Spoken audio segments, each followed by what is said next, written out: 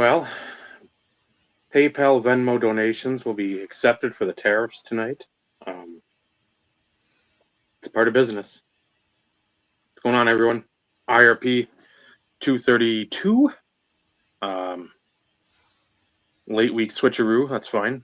We're never beholden to anything. So this young fella over here comes along and says, "Hey, I'd like to jump on." Like, musical voices can be pushed back, like all our other just wonderful, insightful topics. And we get to welcome our good friend to the channel. And again, it's still, even after all this time, it doesn't seem real to me. Again, I don't say that to boost you up, Jeff, but I mean it's the truth when others out there sort of take folks of your ilk, your knowledge, your breadth of just like intelligence in the hobby. I won't say for granted, but I mean it's not like I'm going to that mine as much as I can.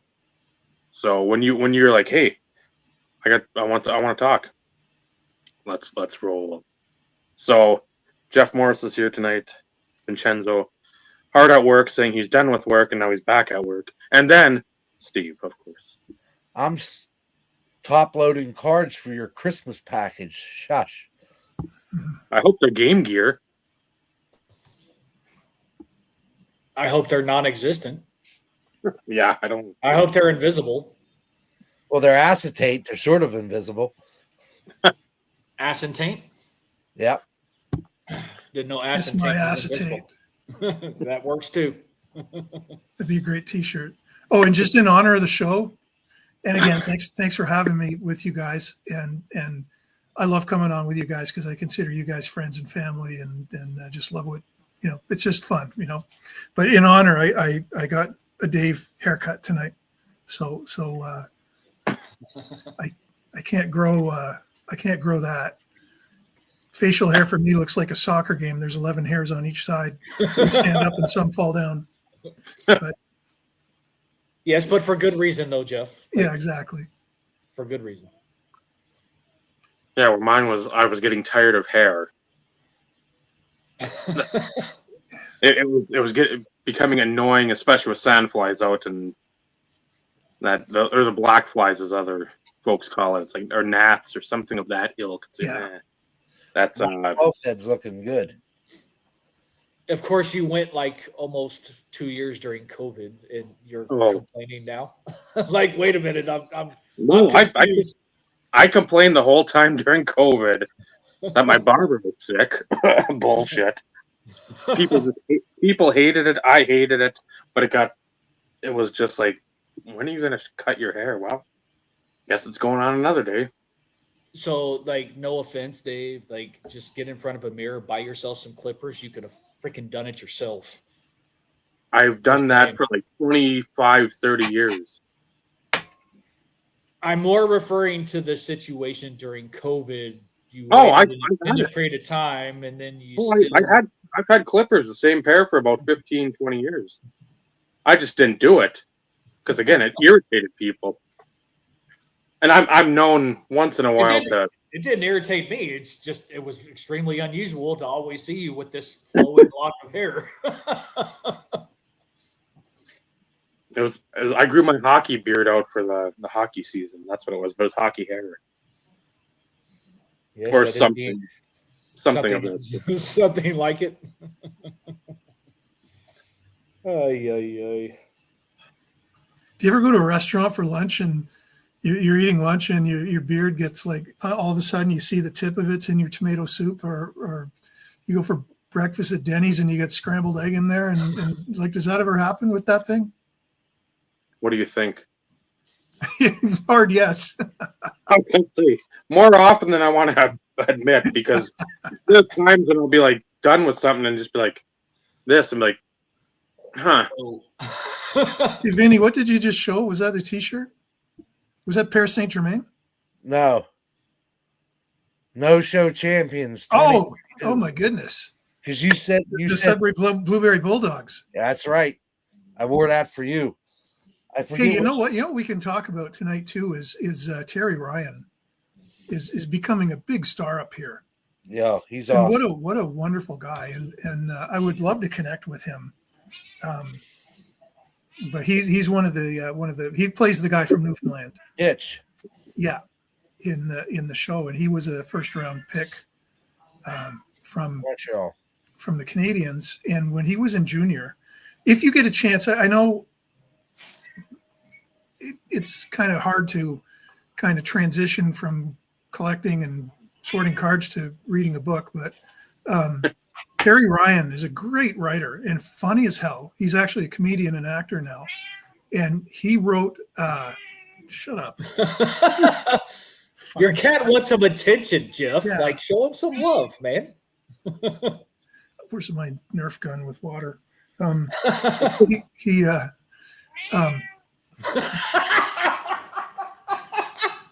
Perfect timing. Like, right? Yeah, that's a fuck you. Yeah. Anyway, Terry has a book out. He wrote a couple of years ago, and it is, other than Theron Fleury's book, those two books are the couldn't put them down until I finished the book if I had to stay up all night books of all time. It's absolutely amazing. Just telling his story as a he's a self-proclaimed NHL bust because he's get out of here. Go play with something.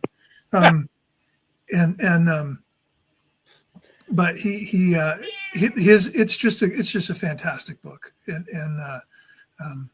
here's the thing about books with sports. Okay, like I'm on the back nine, and I don't know how much long I got left. Like say I got 10 years left if I'm lucky, and if I can get through 5 books a year, which is pretty aggressive, that means I've only got time for 50 more books in my whole life. So if somebody's going to recommend a book or I'm going to get a book, it better be really good. It better be top 50 of all time on my list. It better, and I'm not going to just read a book somebody gives me. It better be good. And I pick and choose really good sports books, and I don't read fiction, and that's about it. We're still waiting. We're still waiting for your book, Jeff. You know, I was going to tell you about that because I got this great idea. So I was in the hospital last week. I'll just put it out there because we're going to end up. You can share. Anyway. Yeah, you can share. So I relapsed. I relapsed. The cancer attacked my kidney, adrenal gland, and I've also got a tumor inside my stomach, on the wall of my stomach. And they removed my adrenal gland and a chunk of my kidney. They got the tumor out. It was about the size of a golf ball. My stepson, who's a biomedical honor student at Carleton University, my alma mater, we had a long discussion in a contest to see who could guess what color the tumor was going to be.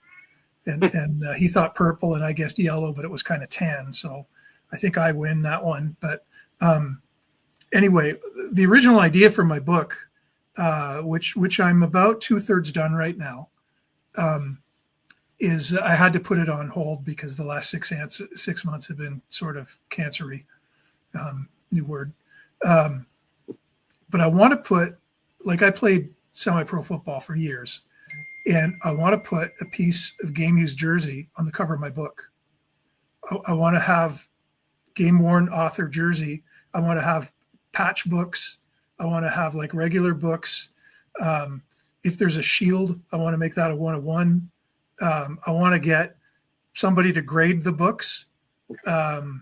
So I'm going full on with this. And then I thought, can I save pieces of my kidney to put in the book? Remember PSA DNA? How cool that was? Like, could you imagine? Like, oh my God, not only did I get game used jersey, but there's a piece of his kidney. Like, oh, there's a piece. Imagine if Don West wrote a book and you got a piece of his adrenal gland. I mean, like, come on. Like, I don't know how long that stuff what would last though. Like, and when Pacific shut down, when Pacific shut down, nobody would hire me, and I still haven't worked in the industry for a manufacturer because nobody wants to deal with the visa because I'm Canadian, and I'm sure they have to pay a tariff on me now to come over, but that's what they're missing out, is access to this dementia, as George Costanza would say. But here's the interesting thing. The healing from, so I had this surgery done like 4 days ago, and today's Tuesday. I went to work yesterday. People are like, what the hell? And then I'm guessing that my wife dropped a junior mint inside me when during the whole procedure. And that's the only explanation I have of why I recovered so quick.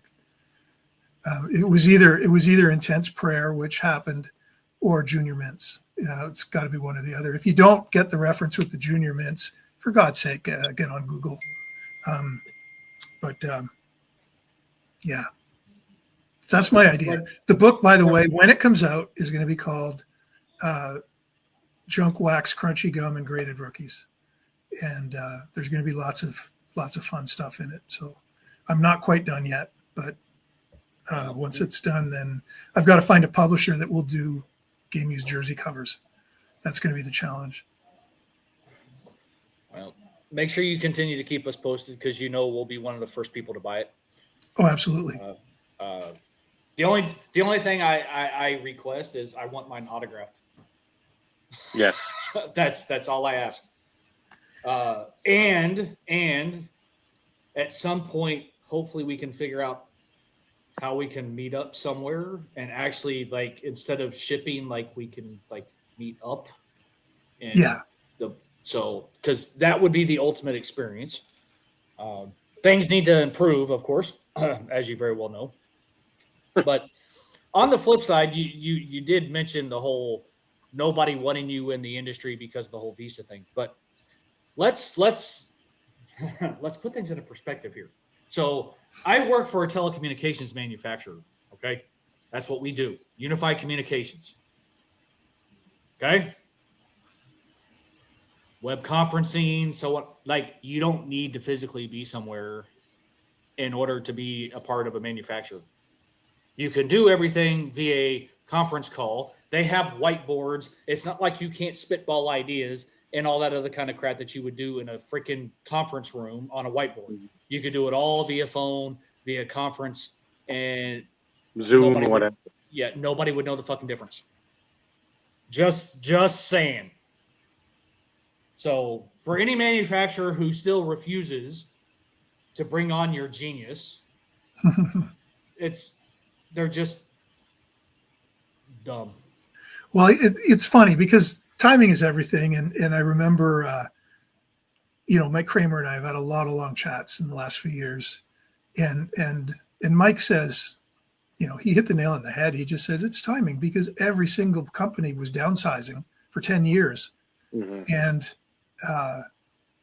where was I going to go? And by the time things heated up, although a lot of the stuff I did is being plagiarized, it's a compliment more than anything. But it's like, time's passed me by, so, but I'm still heavily involved with what I do. I love writing for sportscollectorsdaily.com. I do about 8 stories a week, or a month, not 8 a week. That's crazy. About 8 stories a month for them. And it keeps me heavily into the hobby and in the industry. And I really enjoy that, because my background is journalism. I am a journalist originally before I got into the hobby. So, so that was a kind of transition from journalism into marketing and then whatever. But I am really enjoying that. So shameless plug there for Rich Mueller and the team at sportscollectorsdaily.com. I still read stuff from time to time. So in the event that you happen to mention something that you've done specifically that there would be an interest, I make sure I definitely go and read it. So shameless plug or not, Jeff is a phenomenal writer.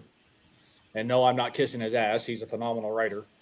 A member of the Ontario Community Newspaper Hall of Fame. There you go. See? So eat it, folks. Yeah. Yeah. Have a piece of my kidney.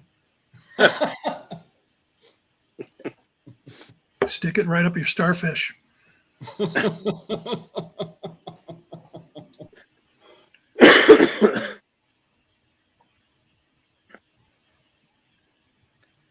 So, Dave, I know he shared with you all the specific topics that he would like to touch on. Didn't know how you wanted to approach this, as always. Then again, sometimes we just say, Jeff, like, start with what you want to start with, and let's just go with it. I don't want to just talk for 3 hours like usual. Like, I want you guys to kind of drive the conversation. Nah, we enjoy you driving the conversation for yourself. Yeah. We can sit back and just listen. I'll just start talking, and you guys are like checking your fantasy football draft and having a dart and having a laugh under the table or whatever you're doing. Absolutely not. We are typically always fully engrossed in conversation. The only difference is, like, being in an apartment, I can't just let my dogs outside. So when I have to, like, they need to go outside, I actually have to physically take them out. Can't smoke in my apartment. Technically can't smoke on my patio here either, because you have to be 20 feet away from the building. So you know what I'm going to do for you, Steve? What's that? It's going to like save your health and a lot of money. I'm going to shoot a video. I'm at the Ottawa Cancer Center quite a bit. And it wouldn't make a difference, Jeff. I've seen it all. Have you ever seen a guy with a tracheotomy smoke through the hole? Yes. Have you ever tried hypnosis? I have not. It's a 95 to 98% success rate. Well, and so is Chantix, but so a little history for you, Jeff. I actually did have the conversation with my primary care physician. I started taking Wellbutrin, which is normally used more as an antidepressant, but has had a pretty decent success rate to smoking cessation. Really? So, I never knew that about Wellbutrin. Yep. And so I started taking it. I set my quit date, and I was slowly dwindling the number of cigarettes I had in a day. And I was down to 8 a day, which I can't tell you how long it's been since I was at 8 a day. Well, unfortunately, bad timing as it pertains to deciding to quit smoking. My wife pretty much left. Like, all of that shit kind of happened.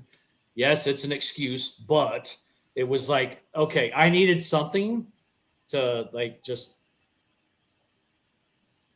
keep my mind occupied, so I wasn't consistently focusing on all the shit that was going on. So I'm still taking Wellbutrin. I haven't, like, it's still being refilled, and I'm not sure why, because I was only supposed to take it for X amount of time. But because my primary care physician is part of a certain conglomerate, my health insurance is renegotiating rates. So it's like I don't really have a doctor right now. So I can't bother to ask, why is it continuing to be refilled? But I've heard horror stories about Chantix, but it's to the point now where it's like, okay, I think I'm going to have to try and go that route and see what happens. Everybody I know that's done hypnosis has an incredible success rate. And what we got to do is jump on it as a team, make it part of the show, and get a GoFundMe or something like that going to pay for it. And then you can even get a corporate sponsor, like do it right, you know. But just saying that because we care about you. But you know what? I just see it just, the one thing about going into the cancer center that bothers me is that right outside the door, there's all these people going out for a smoke, and I'm walking through a cloud of secondhand smoke to go get chemo. Like, figure out the logistics on that. Like that just doesn't make sense, you know. But on the flip side to that, like, I am very cognizant when it comes to that anyways. So unlike other people, like, there's a rule in this complex. You are not supposed to smoke on your patio or your balcony. You are supposed to 20 feet from the building. Yeah. I am the only person in this entire complex that follows that rule. if somebody happens to be walking their dog behind like where I stand to go smoke, because we have covered parking. So my car is parked like right across the parking lot right here under a covered parking spot. So I go smoke at my car because it is well past 20 feet from the building.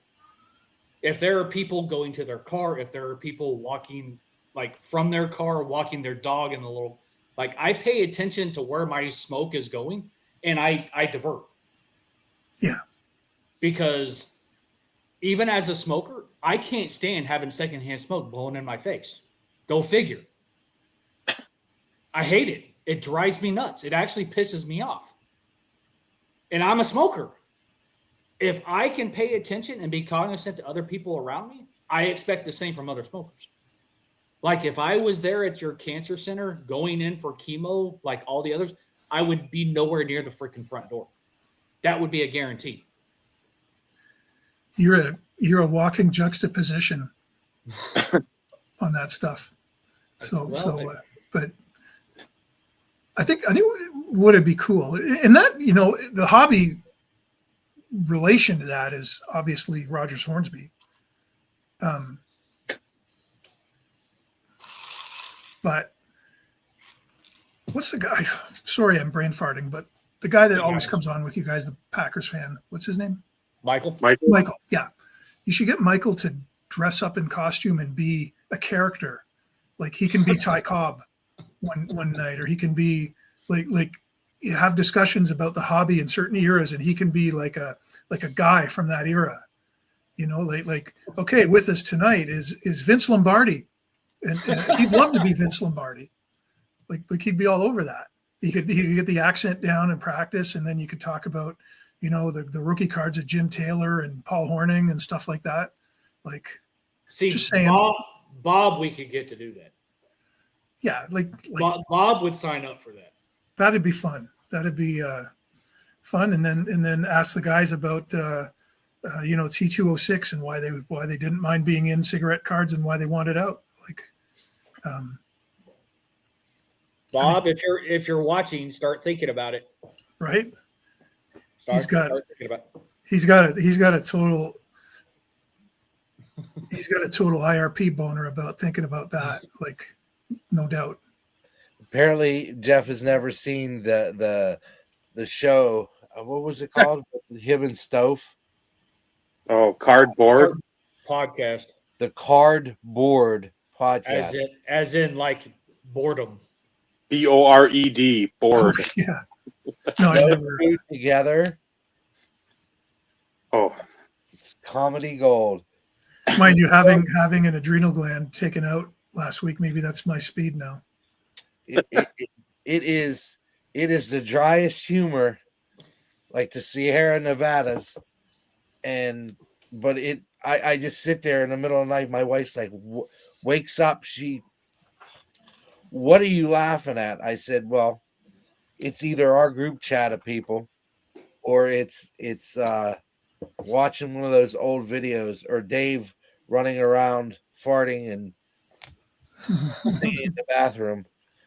Do the group chat people know that we can't see them while the show's on? Like, Steve, you can see them, right? Yes. But you're the only one, right? No, anybody who's on YouTube. Yeah. But I mean, while we're on right now, like I can't see it. It's probably because, well, you're on StreamYard, so that's the difference. And you guys are on some other thing? So no, we're all on StreamYard. But you guys are just on the fancy American version, and I get the shitty Canadian version. Is that? No, it's not that either. Because so it says private chat and comments. Click on the comments, Jeff. So you should be able to see it. Oh yeah, I never even knew this was here. Yeah, the only difference is everybody. Like Dave and myself, because we're logged in as the owners of the stream. We get to highlight the comments and do what we want and play around and move people around or shrink them or mute them or make them disappear. I've had all that occur to me. We never covered StreamYard in 4-H club when I was a kid. So apologies there. No, all good. But see, that's And I had brain cancer and I survived that. So I mean, that's the get out of jail free card for everything I can't figure out. So But on the flip side, here's the thing. Sometimes it can be actually a deterrent. Like it can like make you go a little crazy. Because there are times in which if you get Joe and Paul and Carlos like on a freaking banter back and forth, it's like freaking they're just like going 90-0, and like that's all you can see. And you're trying to focus over here and listen, but you're trying to read this over here. Yeah. It can be a pain in the ass, Jeff. So like all is good. You would have been better off just like leaving the comments off. And if we happen to get a question, we'll highlight it. We'll put it up here so you can see it. Yeah. So I'll say, Steve, be ready. It's to your north right now, but get some weather. I'm aware. Making sure. I know, and I tell you all the time, I appreciate you. Bless you. There you go. It's called chemo brain. chemo brain, yeah, I've heard that too. So I got it bad some days. Obviously, Jeff doesn't want to just talk. So, Dave, you're going to actually have to do some work tonight. They're challenging you guys today.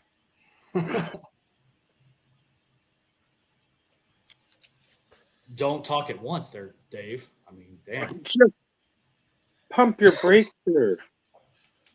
I'm trying to. Episode 4. Hold your horses. I'd say go with the. You didn't give me the link, but I know it's on sportscollectorsdaily.com. The Expos, the 50th. I sent you the link to the Expos video. The video, but then there's like you had the link to the Sports Collectors Daily thing and just said like daily.com when I clicked on it. I'm like, oh. The article you had. There was a rap song I was trying to send you. There's a rapper in Montreal named Anakin Slade. Guy's genius, and he's hardcore. He is to the Expos what Macklemore was to the Seattle Mariners, and he did a remember the This Week in Baseball theme, brilliant musical piece, and NFL Films used to use it too. He kind of used that as the background and did a rap paying tribute to the Expos, and it's all over YouTube, but I was trying to send you a link to that to show the video because it's just phenomenal the way he did the song and the tribute to the Expos. If you're wondering why we're talking about the Expos, everybody, at sportscollectorsdaily.com, this is the 20th year of the Expos leaving Montreal, and I was a hardcore fan. I mean, I grew up less than a 2-hour drive away from the stadium and went to a lot of games there. And Rich Mueller asked me, hey, do you want to do a story or a series of stories on, yes, it is on the agenda tonight. Is it McDavid's year? It's Draisaitl's year. We'll get to that. But I think that the story is in 3 pieces. There's one from the Jared Park era, one covering the move to the Big O and Blue Monday up until the Gary Carter trade, and then beyond the Gary Carter trade up until the ending of it. And I did it as a sort of a collector's trip down memory lane and talked about, some of the stars and some quirky things about people and some quirky things about some of the cards. Like, for example, Mac Jones was in 1969. He was one of the first fan favorites, and Mac Jones had played for the Atlanta Braves, and then the Expos picked him up in the expansion draft. And Topps, when players were traded, they'd take their photo and then they'd take the, it's Photoshop now, but then they called it airbrush. They just wipe out his uniform.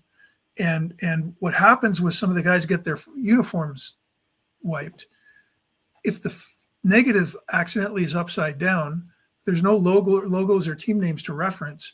And all of a sudden, Mac Jones on his rookie card on his first Expos card is a left-handed batter, and he never took a bat left-handed in his life. He's a right-handed batter, and they just flipped the negative at Topps during production, which is a very simple mistake to make back in that era. There's so it's a lot of little stories like that. A lot of memories. Like one year at opening day, it was in '84. Pete Rose was playing for the Expos for 1 year, and he got his 4,000th hit at the Expos home opener, and I was at the home opener. And they said on the broadcast, because we all had, remember little transistor radios? We all had radios listening to the game while we're at the game, and people don't do that anymore. And I remember going to Dodgers games, and you could actually hear Vin Scully because everybody had Vin Scully on while they're watching the game on their little radios. And now that doesn't exist, because if you try that on your phone, there's like a 45-second delay or whatever. It doesn't make sense. But I remember hearing that, and in Hawaii at the Kit Young Hobby Industry Conference that they used to do every year, I ended up sitting at a table with Pete Rose for lunch, just accidentally. Just, hey, can I sit here? Sure, Pete. Duh. And I mentioned to him, I said I was at the game. I was an Expos fan growing up, and I was at the game where you had your 4,000th hit, and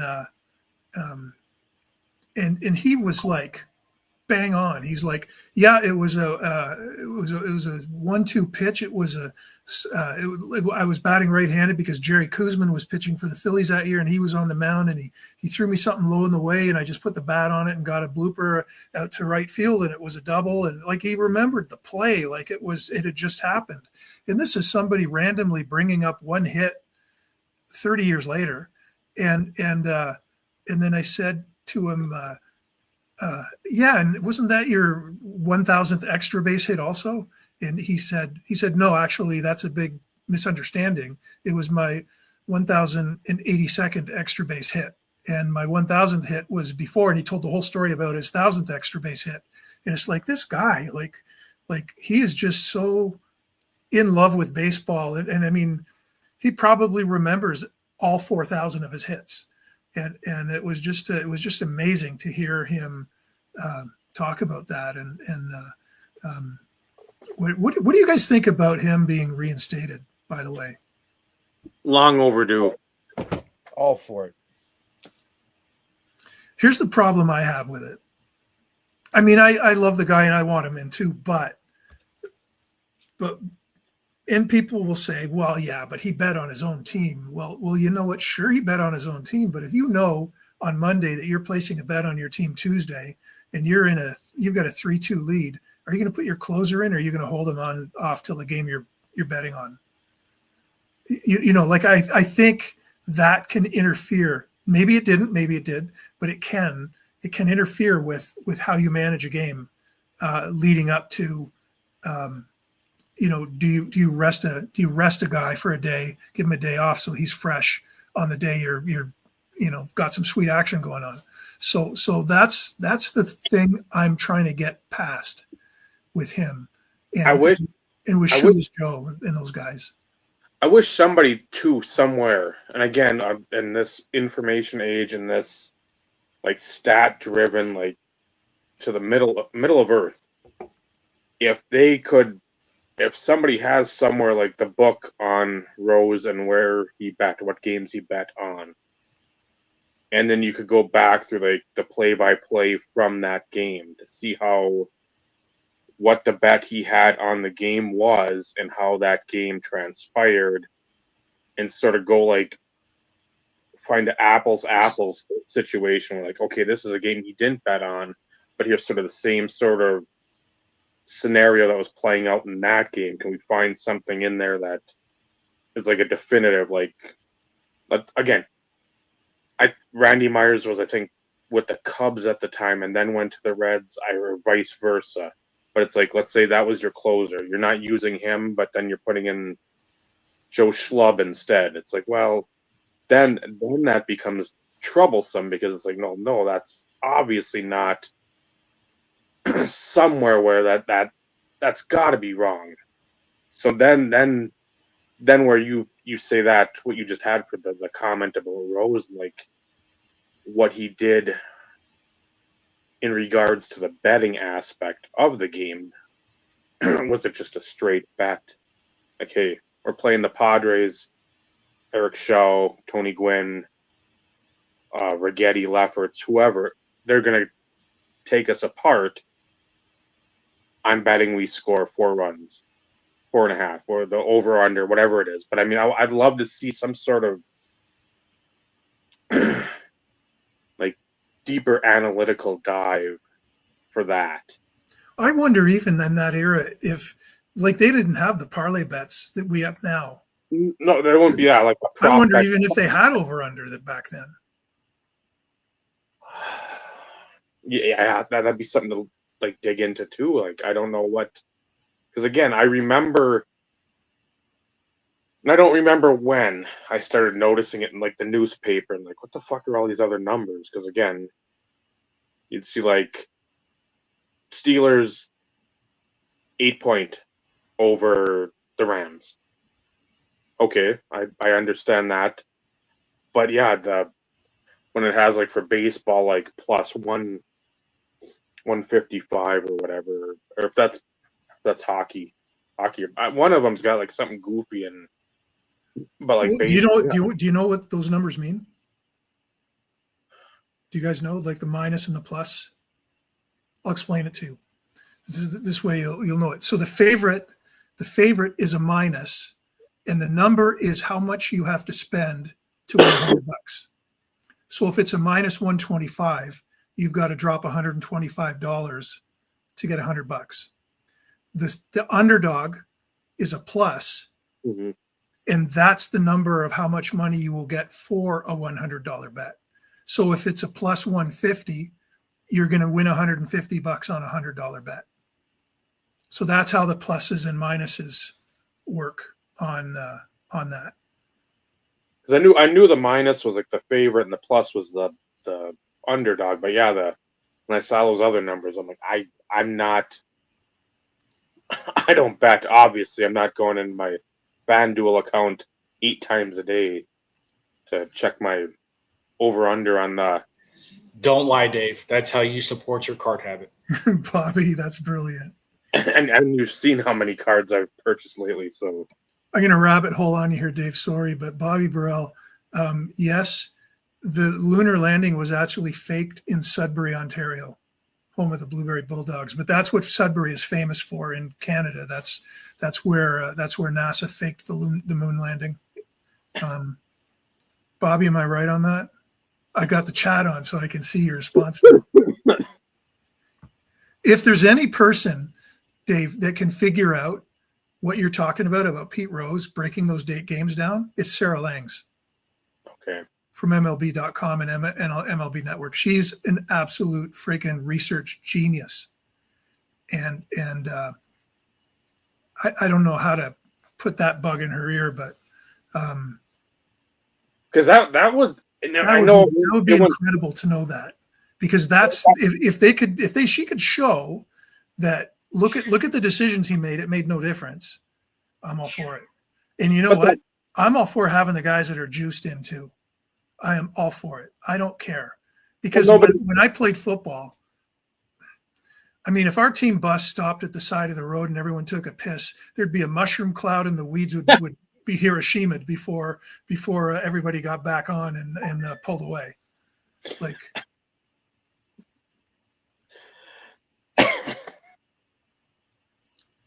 Selig didn't care because McGuire and Sosa pretty much, as we've said before, they rebirthed baseball after the strike. When the strike hit in '94, that nearly killed the sport. And then you got Sosa and McGuire just hitting, again, chicks dig the long ball. right? And it was everywhere.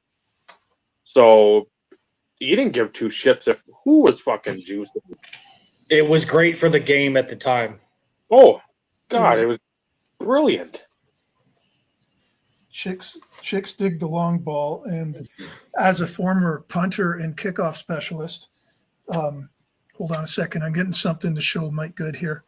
Got my Tim Raines jersey on. The Rock. Did you find that video yet, by the way?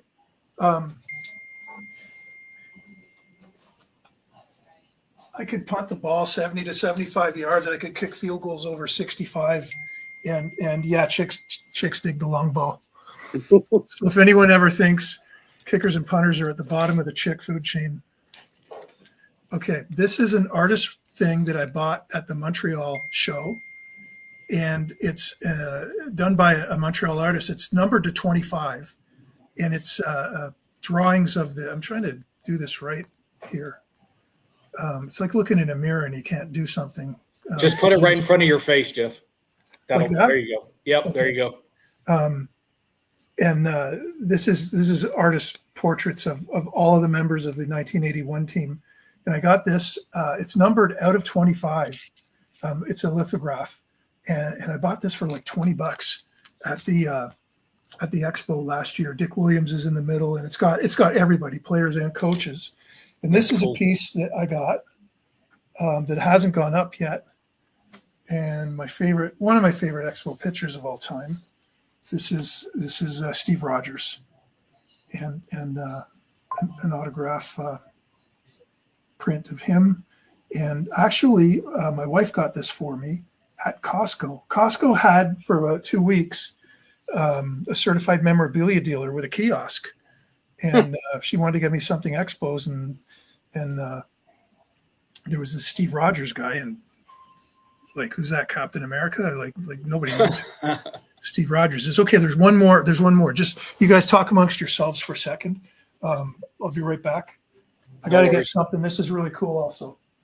They do that at Sam's Club around Christmas. They'll put that thing with the rack with all the artwork. And I've looked at stuff in there because I wish I would have bought it. It's very limited. It's the Russian 5, and it's autographed. And there's a lot of Fugazis out there. But man, the one I saw there, it looked, but there was no COA. And I got to get that COA for something like that. Mm-hmm. I don't blame you. Okay. When I was 11 years old, one of my friends, this story is in the Sports Collectors Daily thing that I wrote. When I was 11 years old, I went to, where'd my hat go? Oh, here it is. Okay. This is another favorite Expos piece. My kids got this for me at Christmas. I don't know where the hell they found it. It's a Mitchell and Ness Expos hat. It's a snapback, and the snaps just came off. Inside, I don't know if you can see that. It's all Topps stuff, and it's an Expos hat, black with Expos on the side, and on the other side is I got this right. There it is. It's got a Topps logo on the other side. So when I go to shows, I wear this hat with my Tom Brady Expos jersey, which I think last time I saw Bobby, that's what I was wearing at the Toronto Expo. So the favorite piece, when I was 11, I discovered through some of my friends that you could write letters to teams and write them to players, care of the team. And Street and Smith's Baseball magazine had all of the team's addresses listed in the book, so you could write letters to the players and ask for autographs. So I sat down and mailed some baseball cards and wrote some letters. And, time goes by and you forget but you're 11 years old, you forget all about it. Mm-hmm. And my dad comes home at lunchtime with the mail, because all of our home mail at that time went to his business address. And he throws this card at me and he says, "What's this?" And I go, "Oh my goodness, look at it." And he says, "Who the hell's Gary Carter?" "Oh, he's this great rookie for the Expos. He's an outfielder now, but they're going to put him at catcher when they trade Barry Foote." And so this is what I got back in the mail, this postcard, and I'm trying to get it. I don't think you can see the writing there enough. It's to Jeff, best of luck, God bless always, Gary Carter. And then on the back, he wrote my address this way. And this was the first autograph from a baseball player I ever got. And I will probably be cremated with this card with me. unless my kids want it or something. But that's such a special collectible. Is it worth anything? I don't know. Who cares? It's personalized, so it's probably not worth anything. But to have that from Gary Carter that I got when I was 11 years old, when he was a rookie with the Expos, and he played outfield as a rookie. And then when they traded Barry Foote, they put him back at catcher where he had been in the minors. So that's a really special piece. So that's the answer to that question. So for anybody who's paying attention, unfortunately, StreamYard doesn't really like links, but the articles that Jeff has been mentioning on Sports Collectors Daily that he wrote, in the comments, I've linked. So you're going to have to copy and paste, but that's all 3 parts of the 20 years of the Expos for the articles that Jeff wrote, if you want to go check them out. So,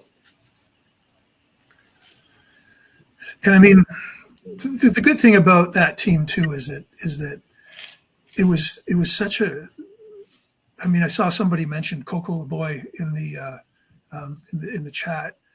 They always had these colorful characters and misfits that people loved, like Coco LeBoy. Rusty Staub was a local hero because he was from Louisiana and he learned French, and Gary Carter learned to speak French, but Coco LeBoy and Pepe Manguel and Wonderful Mons II and Curtis Pride and all they just had so many players with unique stories or colorful past, like it's no, like Pascual Perez in the 80s, like watching him was like 10 times more entertaining than watching Mark Fidrich, which was incredibly entertaining. And so they just had these these amazing people with these stories and a lot of reclamation projects. Bill Lee was one of my favorites of all time, and the Spaceman, and loved him, and got to meet him a couple times. And he wore number 37. Do you remember back in the day before everybody had phones with computers?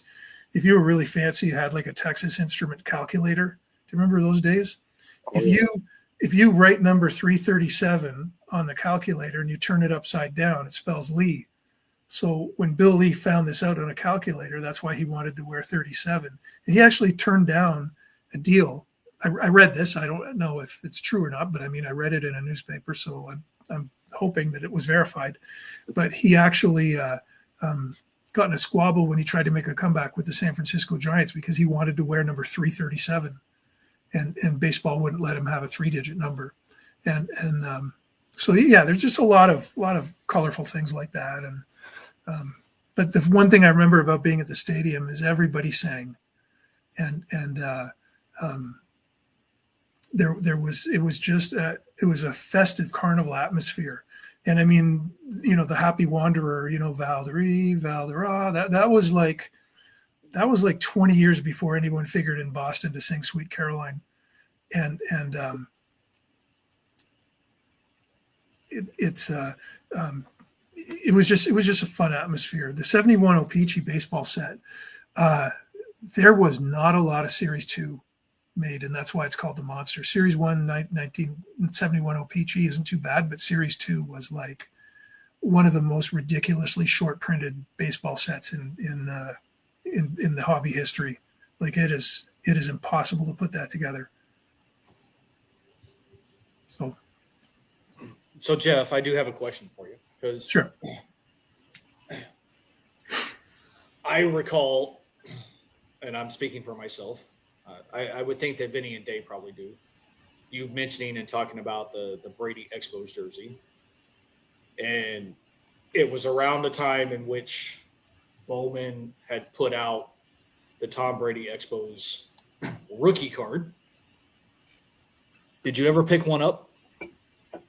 No, never got one. Are you going to?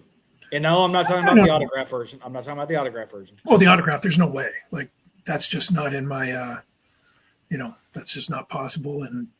And what I would have to pay for it is not something at this point in my life I want to invest in. Like, no, I'm not interested. Understood. A regular one, I don't know if I come across one at a show, maybe for the but- right price. but it's not something I would go after. Gotcha. I wanted to ask because I'm more interested with Bowman. I collect the rookie chrome, the first Bowman chrome stuff, and that's what I'm more into. And I don't even collect refractors. I collect just base on stuff like that, just because I want to have them. I don't want to. I don't collect to invest. I collect for fun, and I don't want it to become a hobby where I spend $50,000 a year, because that wouldn't work. You don't want to be like Vinny? I mean, come on. Yeah. Who said that? Right. Of course, I know it's not that much, but sometimes it makes you wonder. Stuke just put in something about the 82 Zellers Expo set. There are a lot of Montreal Expos, regional food and retail sets. Zellers is a retail chain in Canada that went bankrupt, and then the Zellers all became Targets when Target tried to come into Canada, and they screwed that up. But Zellers was a sort of I wouldn't say a discount department store, but it was a department store, but they did promotional sets. The Expos had a lot of promotional sets, especially in that time, because in '82 everyone wanted to do one, because the '81 team was just they were the darlings of sports in Canada, and everybody wanted to. I mean they had a lot of fans in the U.S. too. Obviously, they were a very exciting team, and so yeah, that was one of them. One of the interesting things that came up in that researching that and going through all my old notes, and it's really funny how many times, like when you're at a game as a reporter, which I've been at a lot of games as a journalist, like because of my journalism connections, a lot of times when I was going to games, I'd get a media pass. And if you have a media pass, you can go right on the field for batting practice. If you go on the field for batting practice and the Dodgers are playing, Tommy Lasorda's right there and he'll talk to everybody. He'll talk your ear off. And I remember getting a chat with him once about Blue Monday and Rick Monday and, the home run, the darkest moment in Canadian history. And he said some interesting things about that day. One of them being Rick Monday is such a solid, wonderful person. And for him to be vilified the way he is in Canada, and particularly Montreal, like if Rick Monday today was walking down the streets in Montreal, he's not safe. And like he is that. He's like Bucky effing Dent in Boston, except 10 times worse. And it's so unfair because Rick Monday is such a solid class guy. But the other thing about that day, he said, nobody remembers that Fernando Valenzuela pitched he pitched the game of his life on that game. It was a 2-1 game.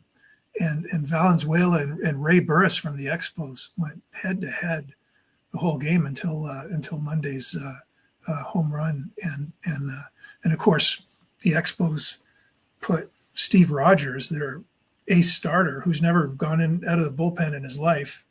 They put him in to pitch in the ninth, and it's like everyone's like, "What the hell are they doing?" Because they had Woody Fryman, they had Elias Sosa. Woody Fryman was probably their closer. Why aren't they going to those guys? And of course, Rogers serves up.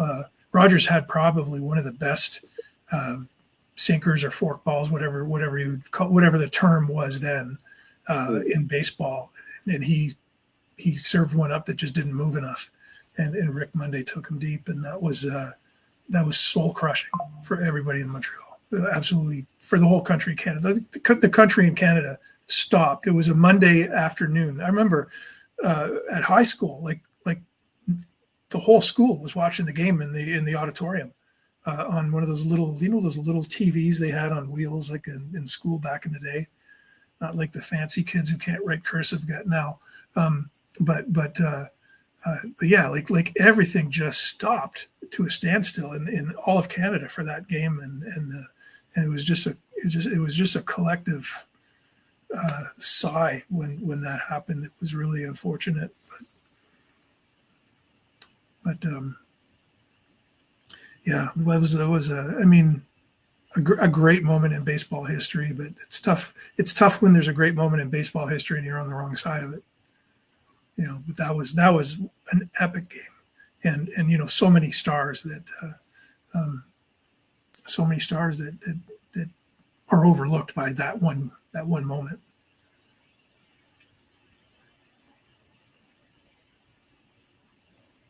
So, Jeff, I don't know if you saw Joe's comment about Canadian Tire just acquiring the Zellers IP. Yeah, the Hudson Bay Company, which has been around since the 1600s, Canada's oldest business. It was a department store. They went bankrupt, and Canadian Tire bought them for $30 million. So the Hudson Bay brand and their signature stripes clothing line and everything. And Hudson Bay had already, before that, acquired Zellers when Zellers went bankrupt. So Canadian Tire has that whole thing. If you guys ever come to Canada, Canadian Tire is like I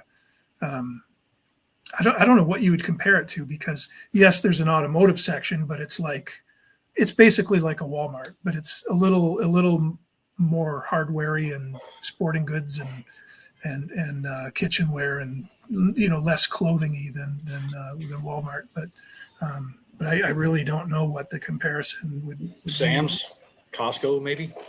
No, not Costco and Sam's. Walmart's the best example of it. Probably Walmart. Yeah.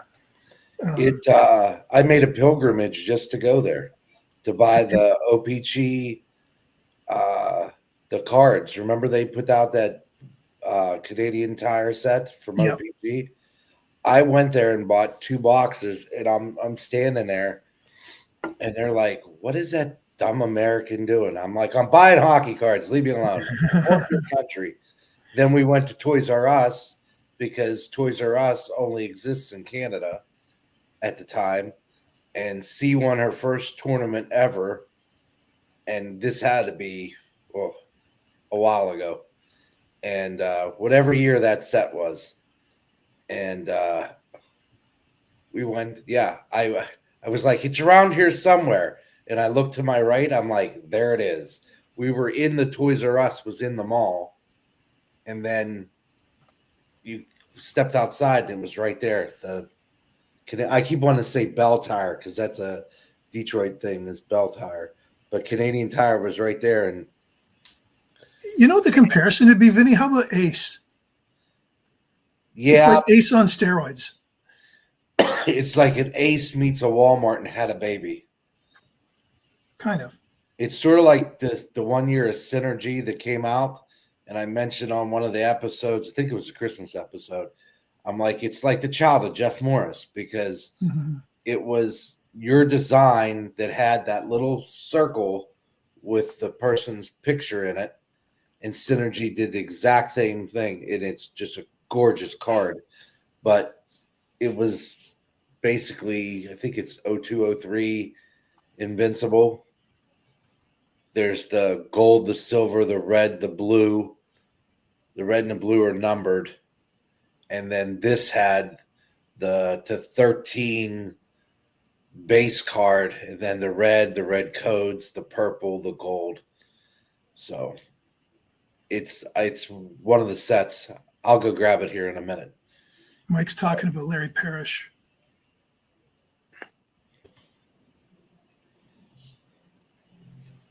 What year was the OPG Canadian Tire set from? I'll look right now. Even if you're ballparkish within a couple of years. Let's see here. No, he doesn't. He's not going to give you a ballpark. He's the research department, Jeff. He's going to actually go look it up and tell you. Yeah, because that's what he does. 1819. Okay. Coast to Coast, it was called. Yeah. And I went buck wild on that, trying to put all those together. I don't even know if they had some cool cards, cool inserts. I sent Eric that comes on the show, I sent him Ray Bork I pulled out of there. I think it was Northern Lights. and it had a funky background like the Aurora Borealis, and they were numbered to 99. They were cool as all get out. But I will go grab that other card. I'll be back. Geez, thanks for the warning, Vinny. He'll be back.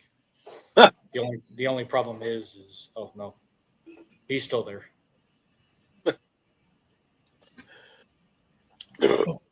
Except he decided to put himself on mute and then unmute himself, so I'm muting him back.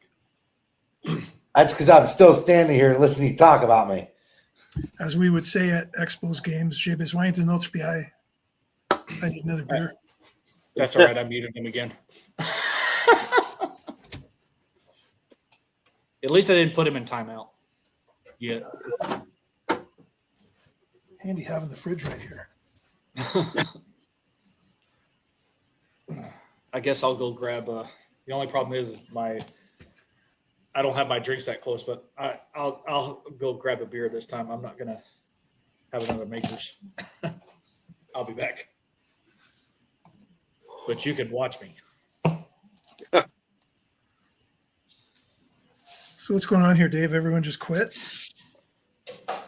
Yeah, like you. They got bored and they ran away and they fled? Yeah. Like that's enough. They put their hour in, and it's break time. Yeah.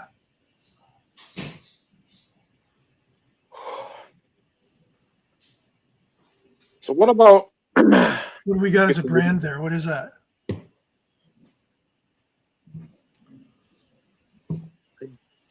I saw a green bottle, but I don't know. Yingling? Yingling? Okay. Is it? That's the one from Pennsylvania, right? Yep.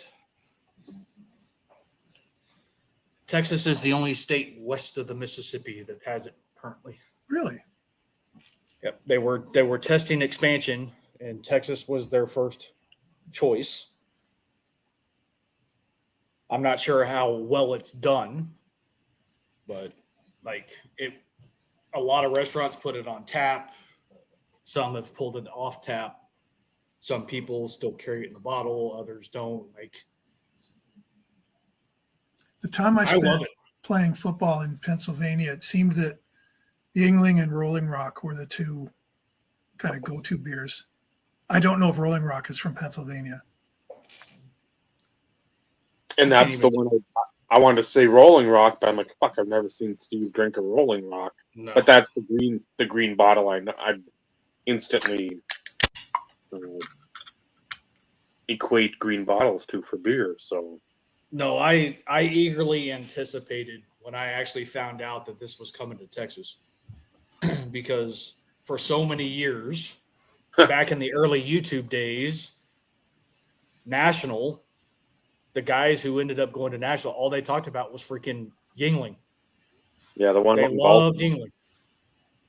The one in So- 2010, I think, in Baltimore.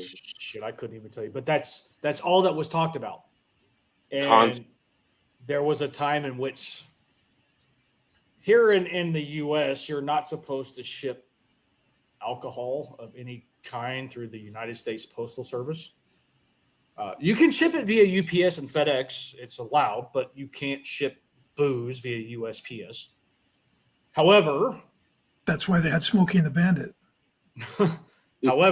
some people who will remain nameless, a fellow YouTuber from the Pennsylvania region happened to ship some to a specific region in Texas, not to me.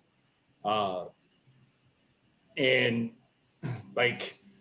that was always the thing. Yingling was the bomb for it. And I'm like, okay, I've never had it.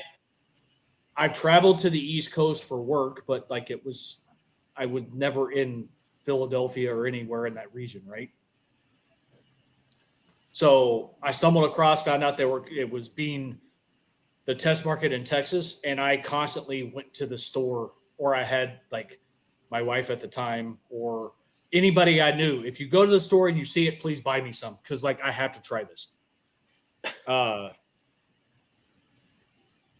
So Cliff Notes. Well, it's always the Cliff Notes, honestly. My grandmother. So So I'm born and raised in Texas. I was actually born in San Antonio, raised in North Texas. Lived with my grandparents till I was almost 14 years old. My grandmother was a Cowboys and a Broncos fan. She loved John Elway. So it was one of those in which I didn't go the Cowboy route. I stuck with the Broncos, and I've been a fan ever since. So there you go. And that, again, that's not even a Cliff's Notes version. That's the story. But again, Steve, I'm so friggin' old. You realize my first Broncos number 7 jersey had Morton on it? Craig Morton. I could get it. I understand it. Like, I get it. Otis Armstrong was my favorite player. But I know who Craig Morton is. Freaking. I know a lot of the old guys. I don't know them all, but I know a lot of the old guys. Well, NFL Films shows all that stuff all the time. Like, how many times have you seen Super Bowl 12 highlights? We won't go there. Yeah. I've watched enough ass kickings in my day, including one of the more recent ones against the Seahawks, and we won't talk about that one. That's probably the only time. That's the only time I've watched or I've turned off a Denver game in any sort of postseason.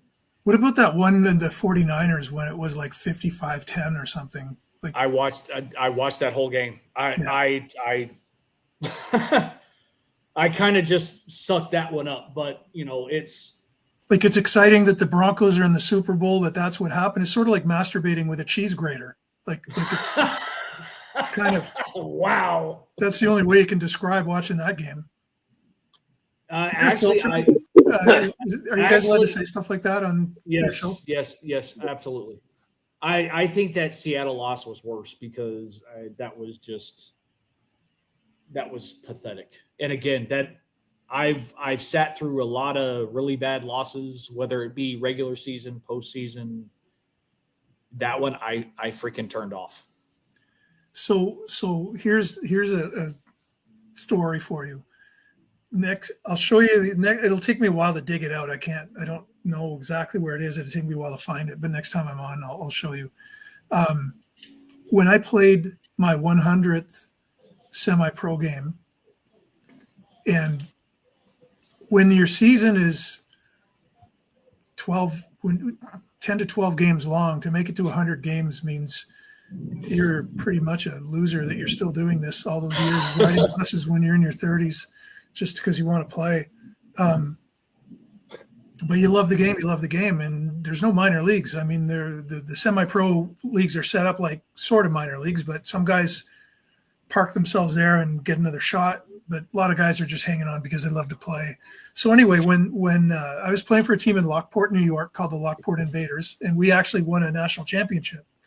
And the commissioner of semi-pro football in the United States was Butch Johnson. And if you guys listening don't know Butch Johnson's relevance to Super Bowl 12, he's the guy, wide receiver from the Cowboys that ran the post pattern and caught the diving catch in the end zone. Can't remember. He got past Steve Foley, maybe. I can't remember who it was that he burned on that play. But it was one of the touchdowns. Dallas blew out the Broncos 27-10. But Johnson's play is sort of the highlight. It's the Elway spinning in the air moment against Green Bay moment of that Super Bowl for Dallas. And being a Broncos fan, and my dad was a huge Cowboys fan. So that week, my dad and I didn't really see eye to eye on a bunch of things. So the commissioner of minor league football is Butch Johnson, and he happened to be at that game. And I agree, Mike. He did drop the ball. He did not retain possession. That wouldn't have counted today. So anyway, I have this great photo of me with Butch Johnson, and Butch Johnson congratulating me on my 100th game and signed a program for me and presented it to me. And then when I got to Collector's Edge a few years later, Butch Johnson was in our office a few times. And I don't know if he lived in Denver or just had business interests there, but we always used him on autographs and things like that. and I kind of felt conflicted because he was such a great guy, and we had such a great relationship with him, and he was just such a wonderful person. Always had a smile on his face, would do anything for us, and yeah, but you're Butch Johnson, like Butch effing Johnson, and so it's kind of funny when you go through things as a fan and you see the guys on the other side, and then you realize that, hey, they're good guys too. They just happened to win when you didn't. Your pussy is back.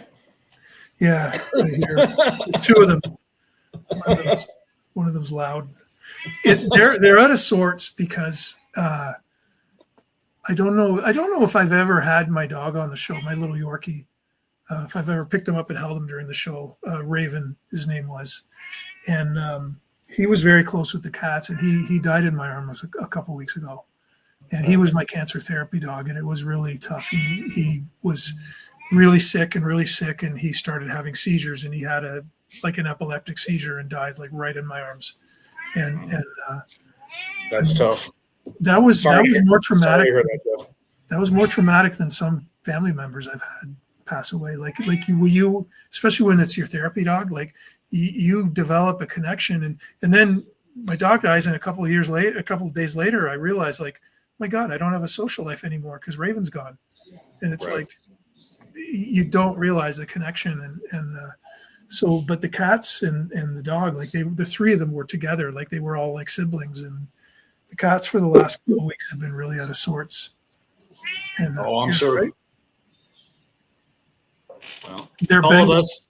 They're Bengals and they're nocturnal. So this Roxy is the one that screams all the time like that. It goes on all night. Oh, so, yeah, that would be tough. Yeah, I don't know if you can sell cats on eBay, but we're getting to that point. Yeah. Yeah. So that's beautiful. That's beautiful, Vinny. That's the last remaining. So Vinny's lost two of his in the last 2.5 years now. Wow. Lost Ghost, and lost Dryden, then lost Nala, which was Haley's dog.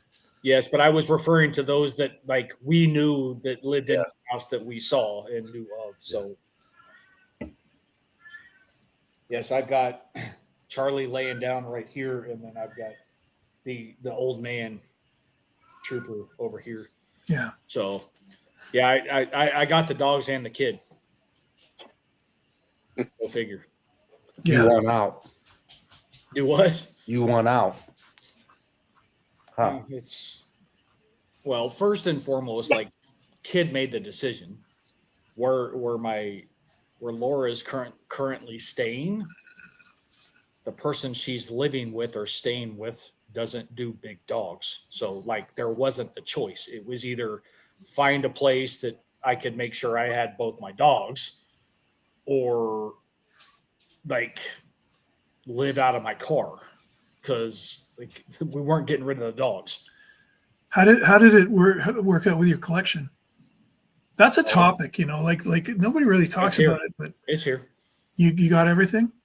My collection, when I got divorced, it wasn't amicable, and I had 400,000 cards, and I got out of the divorce with about 150,000 cards. A lot of it was liquidated into distributors that fill vending machines. So here's the thing. So here in Texas, it is it's community property. So under normal circumstances, if she wanted to,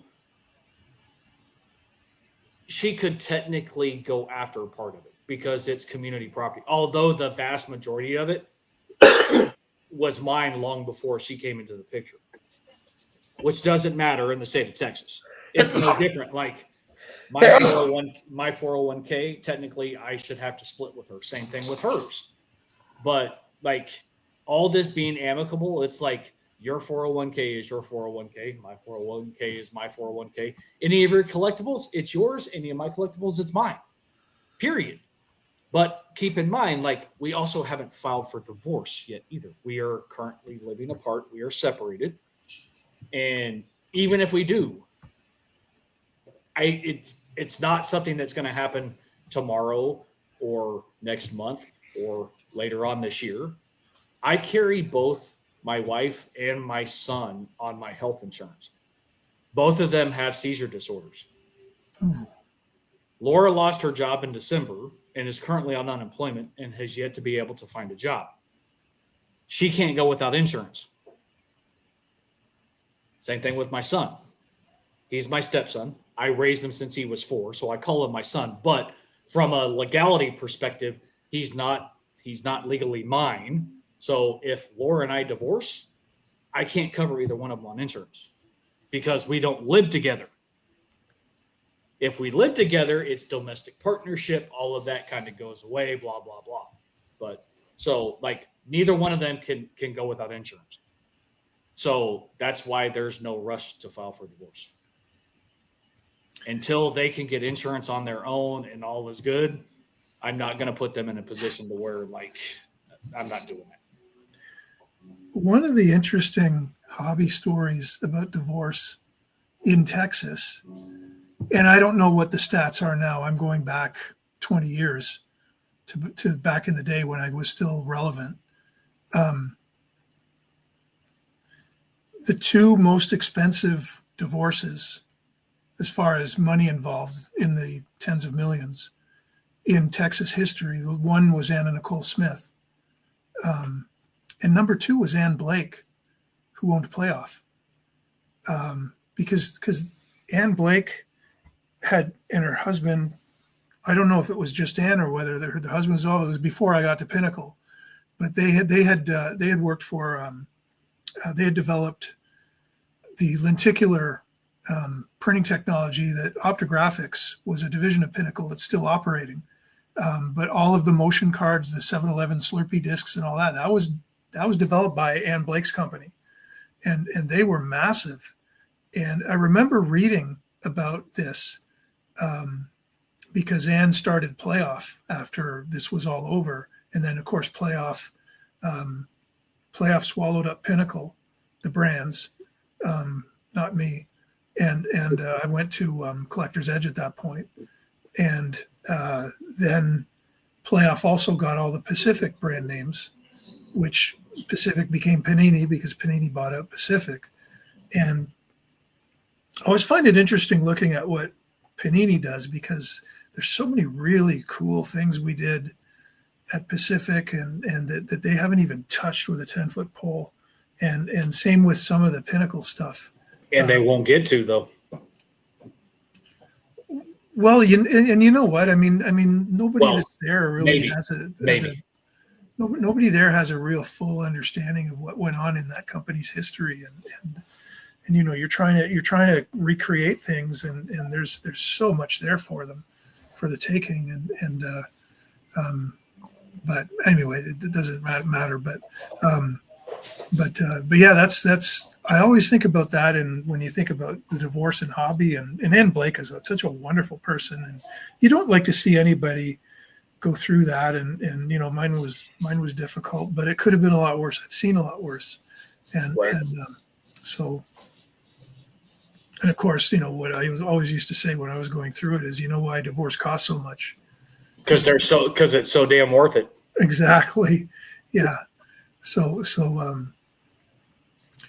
Well, and that's like Graph 70s lintic. Bobby, you would know that stuff better than me. I don't remember that. Kellogg's had them in the 70s, I think, for like the motion cards. Yeah, and I wonder if that was the same. Like I don't know. When we were at Pinnacle, that division in Pinnacle, their big contracts were with remember the movie rental industry was big back then. You know, Blockbuster was huge, and some of the movies would come out with these 3D or motion, like Independence Day covers. Was a covers. big one. Yeah, so we did a lot of movie covers, and I mean, they sold millions, and it was a big deal. So, well, and not to go back to divorces, but so I'll leave you with this. So the thing with like me, we're both in a here we are. We wanted different things at this point in time in our life. I was planning for the future. She wanted to live for the now. which like there's nothing wrong with, but those two, like there's no intersection. Yeah. That doesn't work. So, and again, this is all amicable. We get along better than what we did when we were together over the last few years, not in the early going, but you know, you don't know what the future holds. And that's one of the other reasons why it's like neither one of us are in a hurry to file, because we just don't know. I feel like we kind of both needed this. We needed this time apart. We needed to figure out exactly what we wanted out of life, and if those lives intersected still. Because I can tell you what I learned nearly dying and being told I had a 30% chance of surviving when I had brain cancer is when I came out of it, I live every single day like it's a lifetime. Sun up to sundown, wake up to go to bed, that's a life.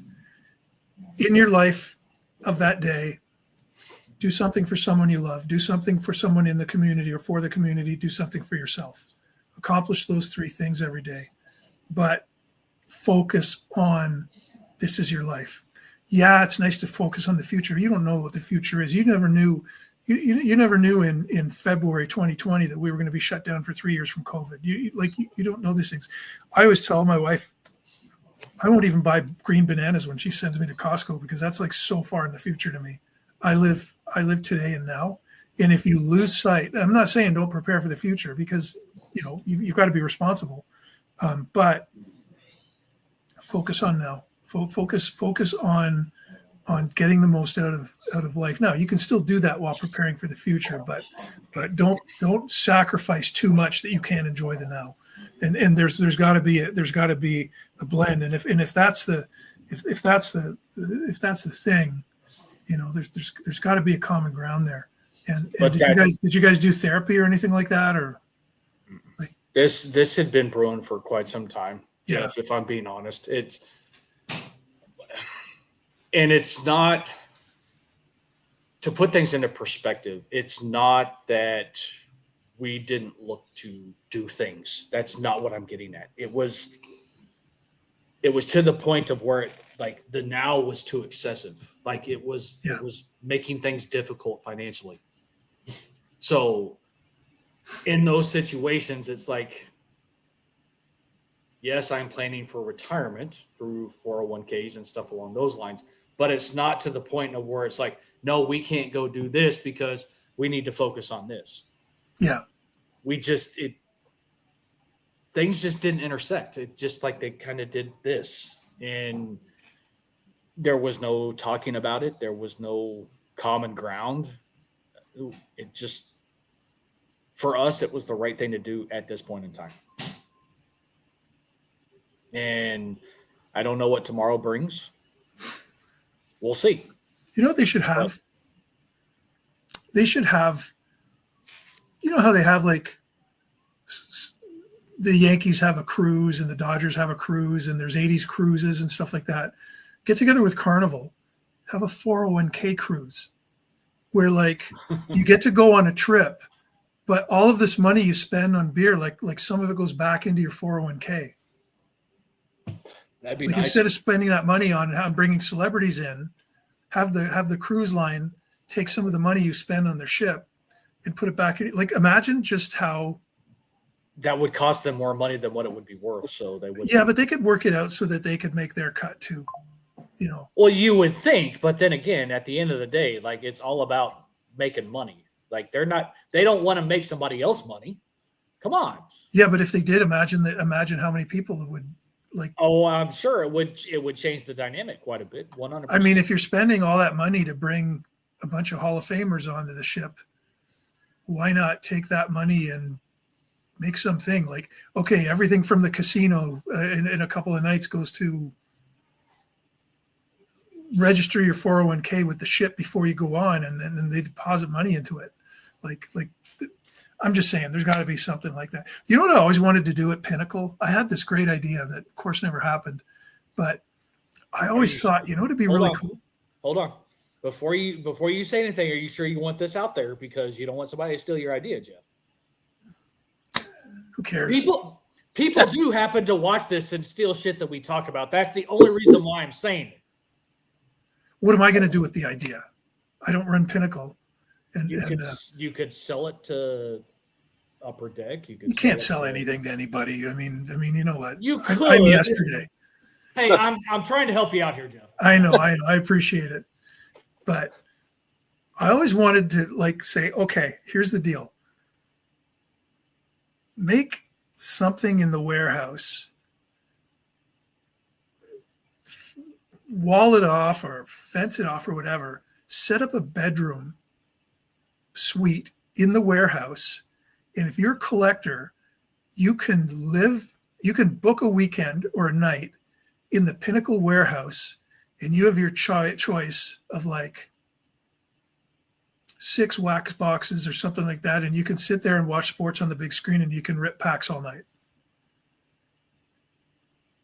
And you'll get something really cool out of it, a really cool collectible. I would have signed up for that. Well, I think every collector that was big in the cards in that era would. The problem is that I had a lot of ideas that would have generated revenue, $10,000 or $20,000 or $30,000 or whatever. They needed 50 million. Like they were 300 and some $million in debt. I didn't know that at the time.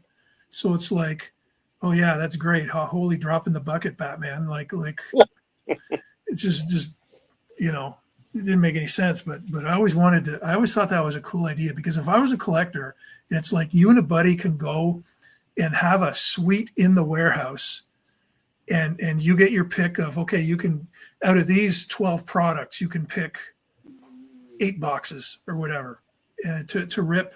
And you're going to get a commemorative Frank Thomas autograph. You're going to get a commemorative this, a commemorative that. We had so much stuff like that to give away. But you could have almost named. What would you pay for that? You could have almost named your price, and people probably would have paid it, Jeff. Well, that's the thing. And once the internet started, and everybody had websites and website contests and things like that, like imagine what you could have done with that. Because in that era, like when you talking like 8 boxes, you know, that could be anywhere between what, $480 and $800, give or take. You know, yeah, or name the number of boxes you get to open. Like who knows? But again, like to sit there and have it include like a tour of the facility, like having conversation, like you could literally almost name your price and people would have paid it. Like $5,000, $10,000, like people would have paid it. Yeah, because I told, and that's the problem with Pinnacle. None of them were collectors. They didn't get it in a perspective. Yeah. None of them were collectors, and they didn't understand how, you know, they didn't understand the mindset.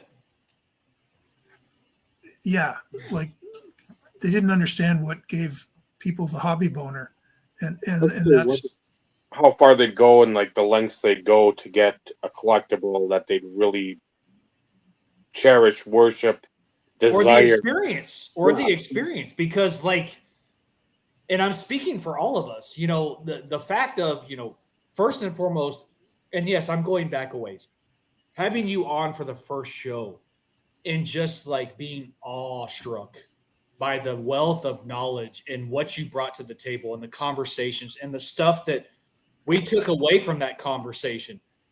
For those people who missed the early goings with you being on the show, people have missed it. Like, go back and watch those shows, because like, I don't think you understand the vast amount of knowledge and the insider stuff that Jeff shared early on and continues to share to this day. And on top of that, having Mike Kramer on the show and letting Jeff run that interview was like by far like one of the best moments of my life from a collecting perspective. So it's that same mindset. Like, you can't put a price tag on that. If you are a collector, like, again, to have the inside ability to be at the distribution center for a card manufacturer or a warehouse, or actually have a tour of the facility. Granted, you see stuff now, people get a chance to go see SGC, PSA, Burbank. You know, a lot of things do that now, but that's because of the internet era. It's shit can be put out there. In those times, that was still in the infancy, right? So to physically go and be there as a collector, like, again, you can't put a price on that. You can't, because people would pay almost anything, because that's an experience that a lot of collectors would almost die for. And if you like, if I was doing that now, I would say, okay, let's just add a stamp or a parallel to a high end set, number it to 10, 25, 1, whatever. Like give somebody. Did I like the artist proof parallel? Yeah, I think so. The thing with the artist proof parallel is when we did Dufex, it backed everything up by 8 weeks. So it really held up the production. We had to do things extremely early, but yeah, I think, but that's the thing that they didn't get is it, yeah, collectors were obsessive. And the one thing that I kept hearing at Pinnacle that was, I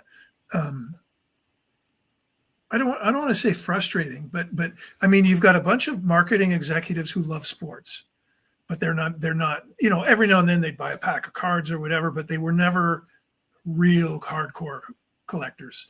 There was me and Doug Goddard, who Doug Goddard was an absolute genius. He came up with he ran the Donruss and Leaf side of things, came up with Fractal Matrix and some of the other things. Like Doug was one of the most brilliant minds I've ever worked with, and what a wonderful guy.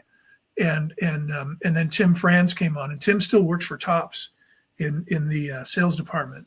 And Tim was a hardcore collector, and Tim got it. And then Brian Foy came in to work with us on the Pinnacle side. And remember Brian having lunch with me one day, and he says, "Hey, I got this idea. Let's put a card in a card." And that's he was the one that came up with Zenith, the Dare to Tear.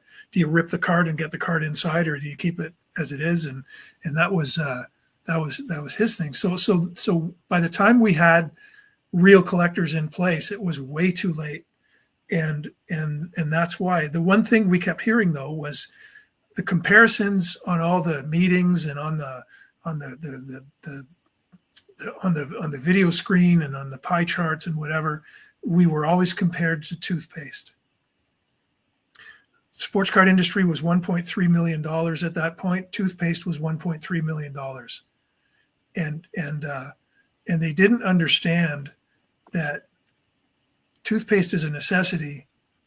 Cards are an impulse purchase for some, an investable for some, and a collectible for some. There's different layers of the collector, and they just didn't see that until it was way too late. And had they, I think it would have been different. And that's why Mike Kramer was so successful.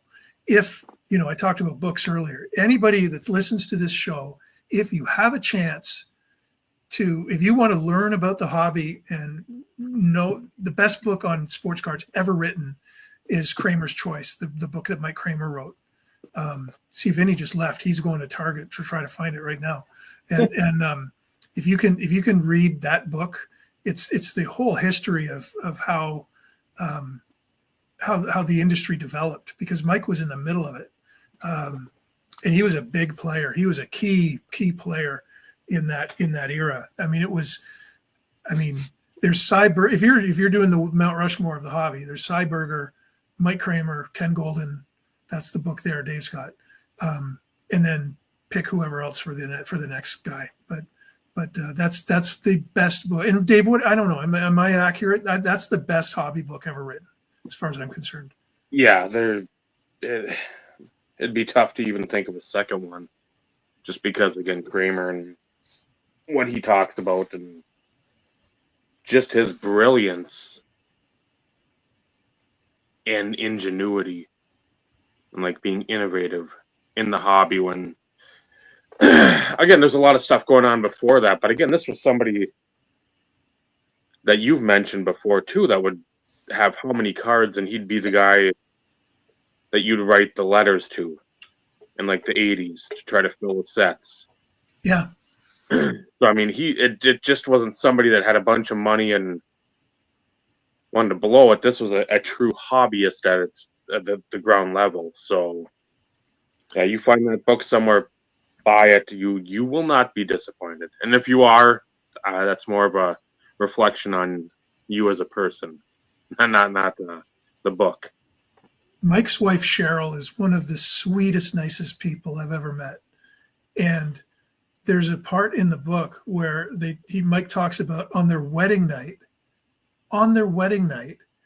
they went down to a ship to unload cases. Mike had all these cases of cards that he bought out closeouts, and he carried them. He sent them around. He had hundreds and hundreds and hundreds of cases that he bought from Tops, and he had to get them off the ship because there was a ship going to Alaska, and they were on the ship, and he had to get them out. So Mike and Cheryl cut the meal at their wedding short. They go down to the pier, unload cases of 1975 Tops cards, and like that's the type of stuff that's in the book. But if you haven't seen it and you're watching this episode and you have not seen the episode when Mike Kramer was on, I think the stuff that he offered and the insight that he offered, I mean, that was gold. I mean, that was I think the best episode ever because the stuff that, and I didn't really do anything. I just sort of lobbed him softballs and he just went with it. And you know, even the idea for getting the book. Well, I was having lunch with Bob Euchre and he said, you know, Mike, you should write a book. And I'm like, whoa, wait a minute. You had lunch with Bob Euchre? Like back up a minute, you know, but yeah, I think the world of Mike and his family, and they're such wonderful people. And I was so excited to go and work for Pacific because the night that I got to Seattle when I was interviewing with him, he invited me to dinner with his family instead of going to a restaurant, and we really had a great time. And what wonderful people. And I was talking to Baron Badesky today, and he worked with me at Canadian Sports Collector magazine, and then also he was very instrumental in a lot of the things that In the Game did. He was in the game. He worked for Brian Price and did a lot of stuff for them, and we were reminiscing and talking about a lot of that stuff, and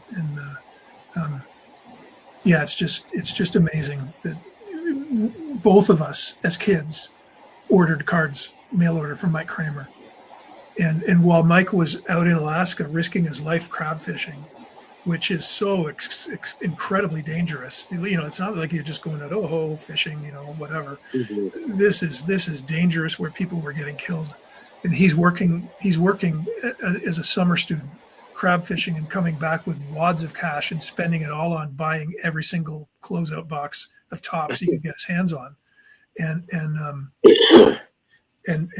Cheryl was at home hand collating sets.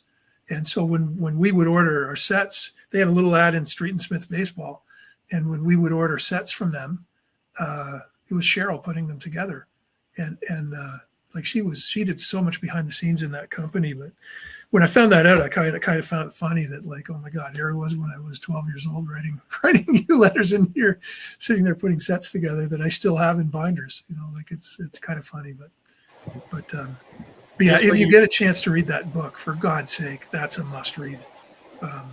Just for you, Dave, I figured I'd come outside. Hopefully you saw like the sheets.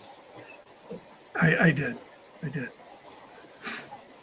Yeah, I thought it was raining, so I walked out to smoke a cigarette, and I was like, yeah, the one of the few times I'm not fully 20 feet from the building.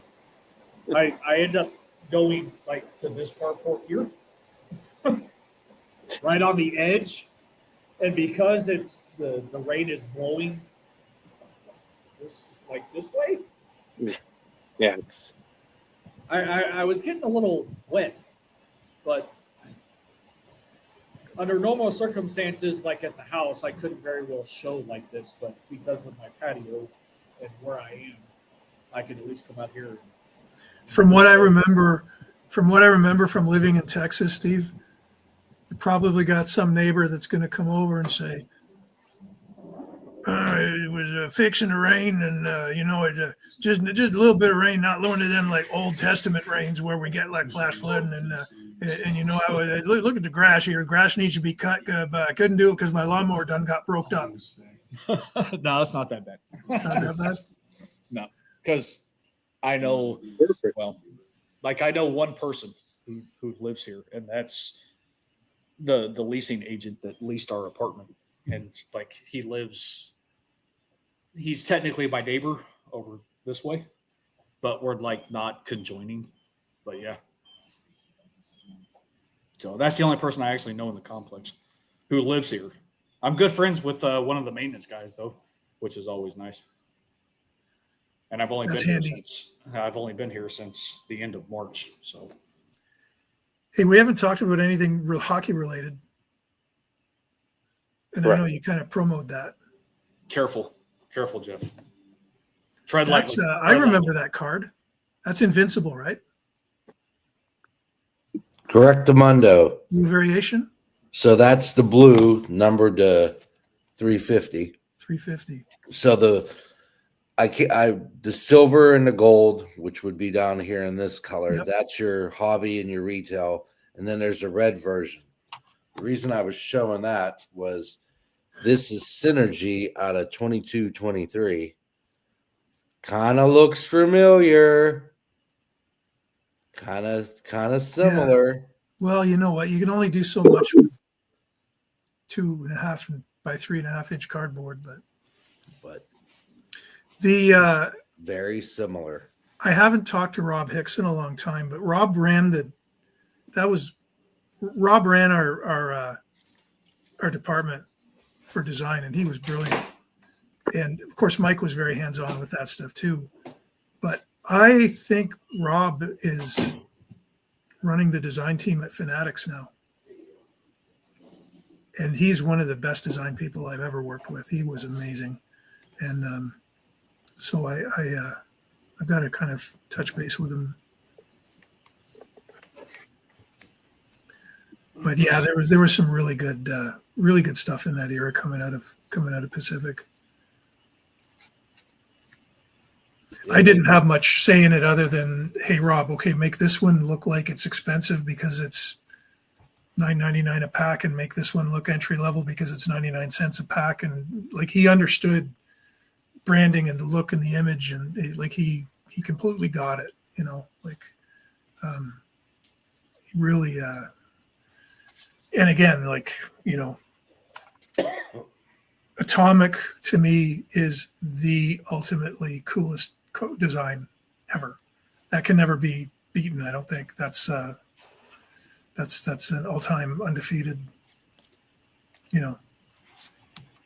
rock, paper, scissors, Atomic, and Atomic beats everything. This is one of the top. That was a good one. And that sold really well. We had a really good success with that product. And Heads Up looked good.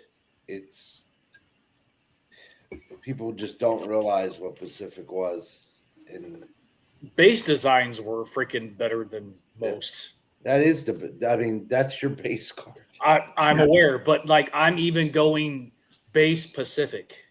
Yeah. Like just the photography, the way that the font that was being used, the coloring, like it just. And we talked about if you know anything about photography, there's something called an f-stop. Like there's two things you set your camera for. And one of them is the speed, like how many, 1/1000th of a second or 1/1500th of a second or whatever. And your f-stop is how much light gets into a photo. So most of the photos are done with a fixed f-stop at 2.8, because the lower than 2.8 is pretty much the lowest you can go. And when you have 2.8, there's a lot of depth, meaning your focused player, say if it's a player at bat, he's in focus, and then everything behind him is blurry. If you make the f-stop like 15 or 16 or 18 or whatever, everything behind him will be in focus. So it's a very flat photo. So everything in sports cards is a 2.8. Every now and then, if it's an indoor photo, it might be 4.0, which is the next setting. So then once you have your f-stop established, then you adjust the speed to make it the right light. So if you're shooting 2.8, well, I can only go 1/500th of a second. But if depending on the sunshine or whatever, Mike's thing was when he processed, and everything was done then, it wasn't digital yet. Everything was done on slides, like chromium slide film. And Mike's thing was that he overdeveloped every single sports photo so that he made the lighting a little bit like one stop brighter than it should be. So everything, and when you look at Pacific cards compared to other cards, especially at the base, a lot of the cards, the photos look kind of dark and muddy a little bit, whereas Pacific, they're bright and the faces are illuminated and like there's more detail. And that's because Mike had figured out like develop it to one extra stop, push it to one extra stop, and we're going to get that lighting. We can color correct. Like what will happen is say you've got the, I'll just throw the Cowboys out there because they had like sort of shiny white jerseys. They always wore white. And the sun came straight down through the hole at Texas Stadium. It was a very difficult stadium to shoot in. But if you're doing your color adjustments on the jerseys and getting that right, then your players will be blurred out. And especially for black players, they're shadowed. Their faces are shadowed because of the helmets. But if the color correction is done on the uniforms, you basically lose all your detail in the faces. So if you focus on getting that right, and then you can color correct the uniforms, which are usually washed out. And that was sort of Mike's secret. And if you look at Pacific photos from football and baseball, I mean, hockey's a little different because hockey's done with strobe lighting, and it's an indoor strobe light. Like it's different. And any arena sport is different, but outdoor sports, if you look at Pacific stuff compared to everything else, the photography is just brilliant. And that's why Mike had figured out, because Mike's background was a photographer, the first thing he ever did in the hobby was photography. And he's self-taught. He never went to photography school or anything. He just bought the equipment and hung around the greatest photographers in baseball and picked their brains and learned and figured his own stuff out. And when I worked at Pacific, every weekend, there were a couple sets of cameras and lenses, and he'd be off somewhere, flying somewhere to shoot a college game in the afternoon for next year's rookies, and then going to an NFL game and maybe a Sunday night game if it was in the same city or close. If there was a game, at the Meadowlands and a game in Boston, he might try to get them both. Like he was all over the place, but the guy knew photography inside out. And again, you compare Mike with any of the other hobby executives from that era. They were corporate guys that wore suits. They didn't know this stuff. And they learned as much as they could. But I mean, Mike lived and breathed this stuff. And you're right. Like Steve, the things that I was able to learn and absorb every single friggin' day working there was like, I'd come home at night and it was just like, my God, like think of what I was exposed to today and what I learned, and like unbelievable. And there were some people like Greg Bakicchio at Pinnacle. He was our VP of sales, and I learned so much from Greg. Like every single day I'd come home and my brain hurt because it was like, I've never learned so much in a day in my life. And it's hard to believe I was only at Pinnacle for 2 years because it seems like such a huge chunk of my life. I was working freelance for them from home, writing card backs and talking to them about sets and advising and things, but actually being there in Ground Zero was only 2 years, but it seems like it was 10 looking back on it, because there was so much that happened, so much went on. And Yeah. It's still a shame though that how Pacific ended up losing their license in the scheme of things. Because we've talked about it Yeah. on multiple occasions that, and again, for those people who know us, we've talked about Pacific long before Jeff even came on the show about innovation and what they brought to the table, and the fact that Pacific being so ahead of their time in the 90s that, in the end, it kind of became their detriment, if I'm being honest. Not sure how that could become a detriment, but it seems as though they made all the other major manufacturers look bad. And at the end of the day, to be told while you're at the freaking industry conference that, yeah, we're deciding to not renew licensing with Pacific. Like, you know what the bottom line is for this is the problem we had at Pacific, and it's the same problem we had at Collector's Edge, was that they were drinking Upper Deck Kool-Aid at that time, and everything Upper Deck did was worth $2, and we would do the exact same thing, but yeah, you're Pacific, so you're worth $1. And Beckett employees controlled the market. Everybody gravitated to Upper Deck and then Tops and Fleer second, and then the other companies next. And why did they flock to Upper Deck? Because Beckett has told them that they're worth more money, and Beckett is saying, well, we reflect that because that's what the market's telling us. No, you're setting the market. You've established that, and these guys all had I'll use the term again, they had a hobby boner for everything Upper Deck did because Upper Deck wined and dined them, and it's a bunch of 20-somethings basically calling the shots and positioning us so that we were irrelevant. Now that time has gone on, I look at some of the stuff, even before I got to Pacific, some of the stuff we did at Collector's Edge was so innovative and so and that wasn't because hey, we're trying wild, crazy stuff. No, we did it out of desperation.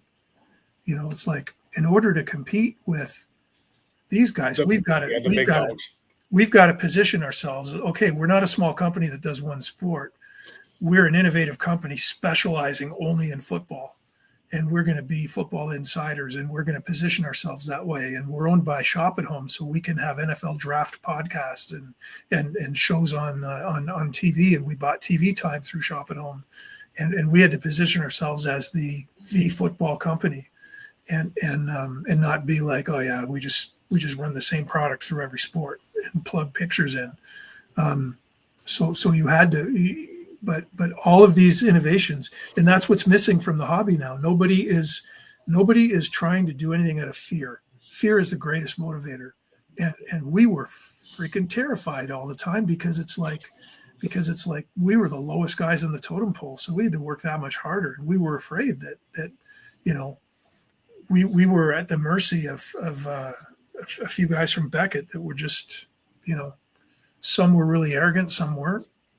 Most weren't, but they just felt like they called the shots, and it was a difficult scenario. All of those guys ended up being friends of mine, but the dynamic as a whole, stepping back from it, was a bit greasy, and the way Pacific sort of ended was really greasy, and that was the NHL Players Association that just decided, we're giving Upper Deck an exclusive contract, so don't expect to be back when the strike's over or the lockout's over. And it's like Mike's like, well, I guess I better retire then and sell the equipment and whatever. And I didn't get my green card yet because 9/11 slowed it down, so I got deported, and that was a shit time in the industry, but those things happen, But yeah, it's still. But I loved every single day I worked in that industry at the manufacturer level. I loved every single day. I wouldn't trade it for anything. And it shows though, Jeff, but that's the thing. It's like it just blows your mind that, well, and I'm speaking for myself, but looking at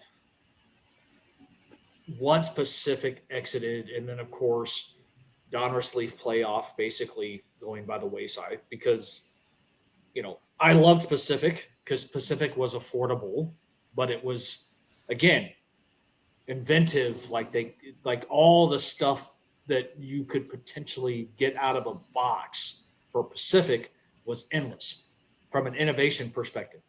It was reasonably priced across all all products for a said year. Mm-hmm. Donruss League playoff, like at the era and the peak of Pacific, Donruss League playoff was my number one for a multitude of reasons, and that is not me like completely changing what I've said about Pacific. Pacific had a special place in my world because of the innovation and the die cutting and the laser cuts and just all of that sort of technology that wasn't present with Donruss League playoff. But I love Donruss League playoff because I'm from Texas. It was local. Yeah. So it was one of those in which it's like, okay, I got to support my local companies. And Donruss League playoff did a lot of cool shit too. They did amazing stuff. So, and to this day, Donruss League playoff of the 90s is still by far one of my favorite eras of collecting because of the inserts, the serial numbering, like the players that were brought in from an autograph checklist perspective in the later years in the night, like just all of that. But again, like Pacific still holds a very special place in my heart and will always hold a very special place in my heart. But once Pacific disappeared, and then once DLP basically got snatched up by Panini, like shit changed. It just was like, here it is, like it's the same redundant, same shit repeated all over the time, yet we're going to charge you more consistently over the years. And like you said, like fear is like the biggest motivator. It's no different that competition is the biggest motivator. When you put things into perspective, the 90s was the time of all the major changes in the innovation and everything else because there was so many manufacturers. That's when collecting was fun. Mm-hmm. Because everybody offered something different. Yep. And you know what? Fear and competition is the same thing because it is you don't want to be outdone. And the thing that was really fun about it at that time was all of the people that were in sort of the product development, marketing, branding. We were all buddies. We were all friends. And a lot of us bounced from company to company, but we'd get together and at shows and have dinner, or go out for pizza or whatever. And we're not going to dish out any secrets, but we all got along great and we were all friendly. And a lot of us long after we're in the hobby are still friends. And whether that's people from, whether it's, think of the 90s companies, you have Skybox, Action Pact, Proline, like ProSet even. There's just a lot of companies that came and went by the wayside. One of the greatest chats I had last year was with Harlan Warner, who owned AW. I don't know if you remember AW NFL cards, all world. They were Yep. 90, 91, 92. They had an 92. American flag at the top of the card. Yep. Harlan was Muhammad Ali's like personal marketing person. His incredible stories about Muhammad Ali and like wonderful guy. And it's like there's so many great people. And then I know, Dave, you always talk about the people in the industry and I don't regret anything I ever did in that industry. And I never look back at it negative or bitter, like, oh, how come I never got hired by anyone? Well, of course I didn't get hired by anyone. The timing was awful. And then I was in Canada. Like it's, the hobby didn't really rebound until, 17, 18. It took, the hobby was on a downslide for 20 years straight until finally it rebounded again. And now, it was a $1.3 billion industry, which we thought was huge. It's a $30 million or $30 billion industry now. But that's because of all the peripheral stuff that like grading is exposed. Grading is bigger than the card manufacturing itself. So guys, listen, I got to go take a piss because I've been having a couple of these, and I'm on some stuff with this whole cancer stuff, but I've got to go and deal that. So when I get back, you guys can figure it out. But let's get into some hockey, okay? Yeah, We can Does definitely that sound good? Yep. I'll be right back, okay? Take your time. Am I the only guest that's ever had to go and leave and take a piss and come back? yes, Not that it matters. no, You ever had a Mom- catheter, by the way? Have you ever had a catheter? No, and I don't care to have one. Good Lord. It's like they put this thing in the hole and then they blow it up like a balloon. And then eventually and you know, there's always, and believe me, it's humiliating. She goes down there and deflates the balloon and then pulls it out. Pulls it out. And it's like a, the magicians when they pull all the handkerchiefs. It's like that. And then when you pee after a catheter, you may as well be pissing razor blades. Like I was screaming in my room I've trying to heard pee. that. So I've heard it's also very painful when they yank it out because you're not sedated. it's not as bad when they pull it out, but as when you pee. But yeah, that's not the best thing. But Yeah, I don't. Hold on here, I'm trying to get up. forward to those moments. all right, I'll be back in a minute, guys. No worries, man. Take your time. Talk amongst yourselves. I'll give you a topic: chickpeas, not chicks, not peas. Brilliant Canadian Mike Myers came up with that. Yes. Yeah. Yes, we do. Saturday Night Live. Every time they threaten to put in a catheter to get the kidney stones out, it scared the stone right out of me. It's like nose. Like, fuck this. Excuse me. What? Huh? Oh yeah. You're not even on a freaking tirade, and you drop the F-bomb. I'm drinking my Siciliana lemon nada from Sicily. It's like That's your excuse. yeah. I don't even know what the fuck that is. It's You can show that doesn't That don't mean shit. it's Italian lemonade pop type deal. So in other words, it's non-alcoholic, so you really don't have an excuse. That's where I'm getting to. Is there fucking booze in there? What? I've got this Ollie Pop and fuck, shit, fuck. It is Man. it is very lemony. It very tart, and the blood orange is better. I got those in there too, but I got them at Randazzo's, the Italian market.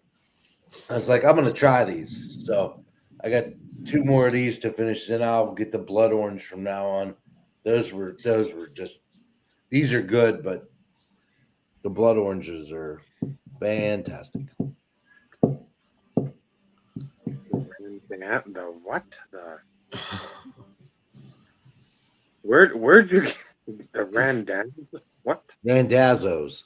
That's It's the guy's name, Joe Randazzo. Yeah, he's talked about it before. That's where they usually get like all the pastas and shit. Yeah, all the pasta and meat. The The gabagool. I do buy my gabagool there. Not that y'all Gabagol's probably good. not that y'all probably noticed, but when I got up earlier, I was trying to go find out where the hell Trooper was. He's freaking camped out in my closet. Oh, because there's a storm? Yeah, but what's interesting is not like there's not a bunch of thunder. There's not like I mean I've got the light on here, so it's not like I can see if it's lightning or whatever. It must be a major change in the barometric pressure with the storm system that's going through that's causing them to just kind of like, okay, I'm gonna camp out somewhere else. Yeah, the barometric pressure. Which he's been known to do. Like at the house, he used to, on occasion, never during podcast night because for whatever reason we didn't have major storms when we're live on the show. But in the event that something does happen, I will join back via phone. I just won't be on video. But he would go into the office and, just in the dark and just camp out in the office for whatever reason. So he's laying out in my closet. So don't be surprised if I get up every once in a while and go check on him. And Jeff is back, so hockey conversation. Tread lightly. Tread lightly. So once again, playoffs offer up folks that continue hobby ascension, as it were. Like Sprechen Deutsch for the Oilers, Mr. Draisaitl. And, as you put in the email, some GOATs, and not the GOAT, the greatest of all time. Two of which are for the Maple Leafs, one of which was for the Jets. How? Because you obviously stay more in tune to the market with bigger name players and just people in general. I always the first to admit on here that I'm paying attention basically to what I'm buying. Everything else is pretty much a mystery box of I don't have a fucking clue just because I don't. I mean, I know a Draisaitl auto is probably going to cost me more than I want. Same with McDavid. But how has, again, more, especially for the team in Toronto, how has their, playoff failure affected them or their hobby, especially with Marner and Matthews, where Matthews just couldn't seem to fucking do anything in that second series. Matthews didn't do a lot in the series again. I was at all the games in Ottawa, and actually was with Toronto people while I was at the game, and we talked a lot about sort of what's going on and business wise. Austin Matthews has not been a performer in the playoffs, and even in that world. That four nations thing, whatever. Yep. The gimmicky crap that ended up being the coolest thing ever, except for Brady and Matthew Tkachuk both got hurt and missed most of the rest of the regular season. And Matthew's playing injured now. Yeah. So I mean, that's sort of like, do you want to do that in the middle of the season and have guys get hurt? Because you're going to go balls out if it's country on country. But with the Leafs, it's interesting because Stolarz was their goalie, and he did really well against Ottawa. And then one of the guys from the Panthers ran him in the first game, and he's out. So, all of a sudden you've got Wool in there who's not tested in the playoffs, No. or has been successful.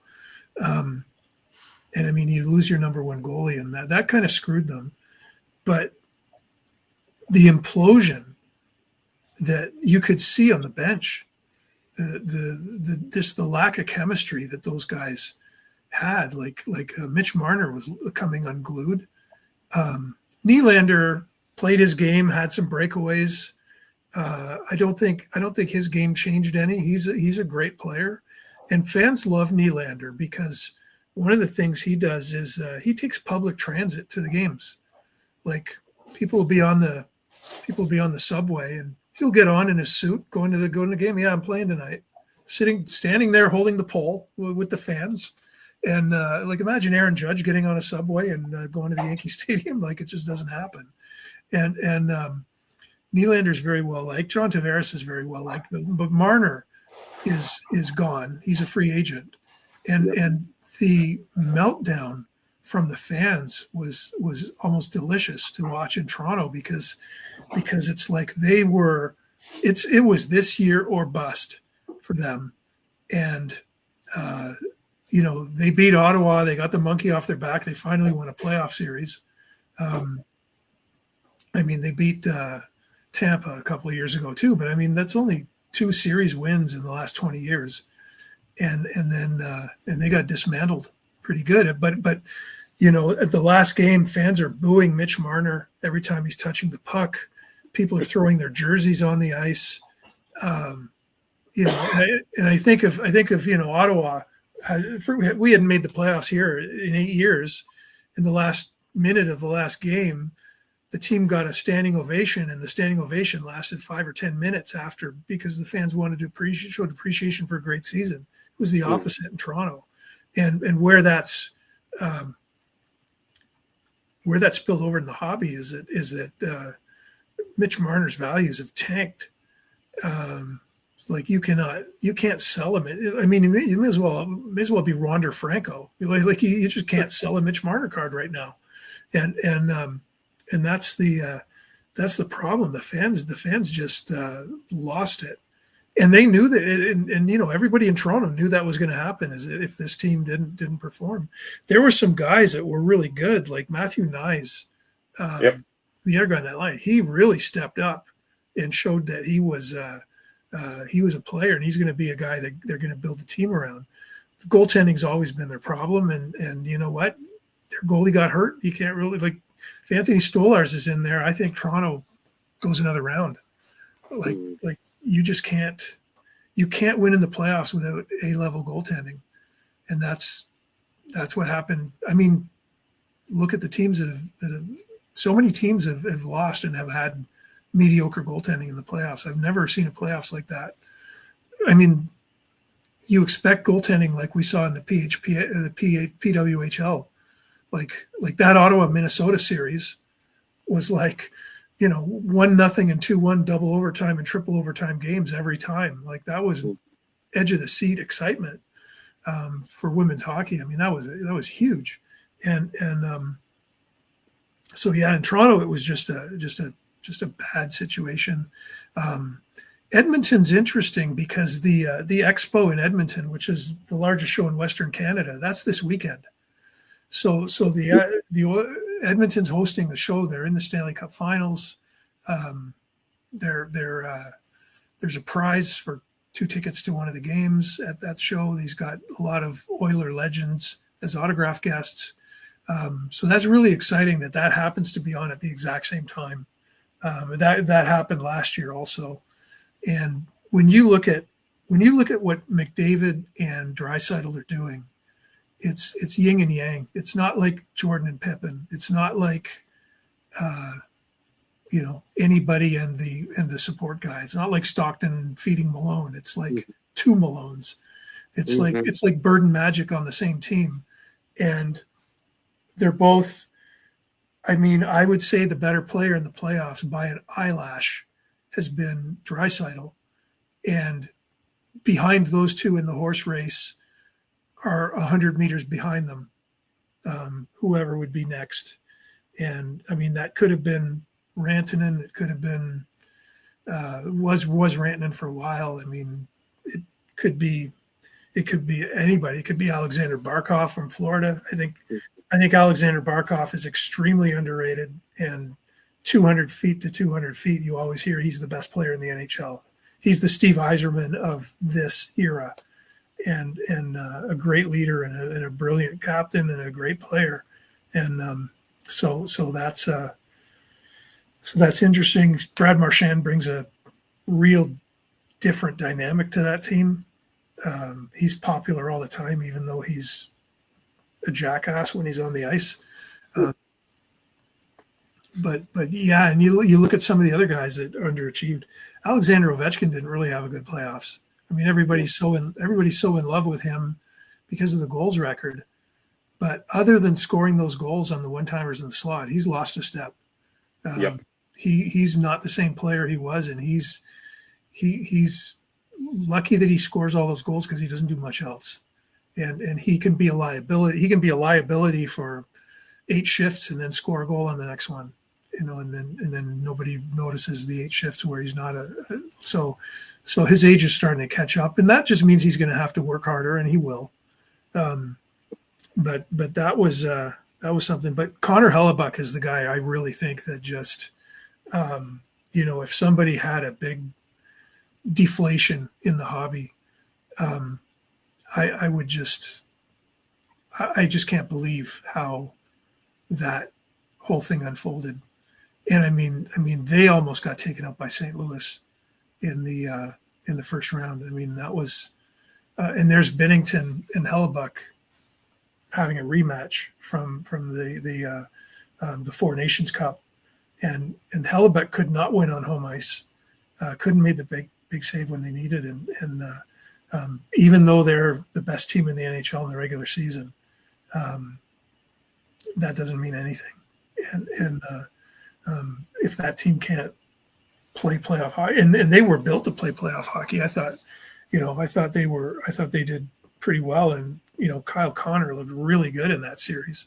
But Hellebuck was just here. There's a guy again that if Winnipeg's in the finals, everybody's running after Connor Hellebuck graded rookie cards. And right now, not at all. And so yeah, there were a few guys like that I should have made notes. I'm just looking through some of the scoring lists, but some of the guys just didn't show up, and some of them, the one thing too that was really exciting for collectors was the first round.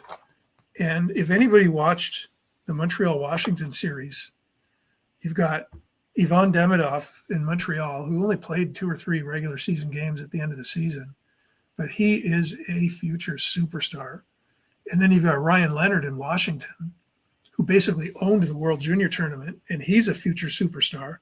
And both of these guys only played like 1 or 2 games after their college season ended. They jump into the playoffs, and you can hear the people at Upper Deck from here licking their lips. It's so excited to get these guys into Series 1 next year, because how exciting is it going to be for those 2 guys to drive Series 1 Upper Deck? Because these are, that's probably part of the problem with young guns, is that in Series 1 you're kind of relying on who were the guys that made late debuts the year before, and so you had those 2 guys. Lane Hudson in Montreal, 5 assists in 5 games. I mean, he's a Cale Makar type player, but doesn't have the complete game that Makar does. Makar is the best defender in the league on the open ice, as well as the best offensive player, and Hudson's got half and some of that. But I mean, it would be a travesty if he's not the rookie of the year this year. It kind of bothers me when I hear pundits and media people compare his stats with Macklin Celebrini. It's like you're comparing a center with a defenseman. Yep. You can't do that, no. It doesn't make sense. But yeah, Hudson just changes the game when he's on the ice. And Celebrini is a good player. Celebrini is going to be a superstar. Remember, the kid's 18 years old, and he's stepping in and having a big year. And I mean, I think Celebrini, by the looks of it, is going to overpass Connor Bedard unless Connor Bedard has a big turnaround. He was a bit of a disappointment this year, even though his production wasn't too bad. But people expect, especially in the hobby, when you invest heavily in somebody, especially Bedard, look at last year how ridiculously expensive Upper Deck products were when he was in them. Yeah. Well, if you're going to pay an extra $300 a box just because he's in it, well, he better perform, or else you wasted your money. And that's happening with that. But yeah, those are the guys that really that really kind of jump out at you.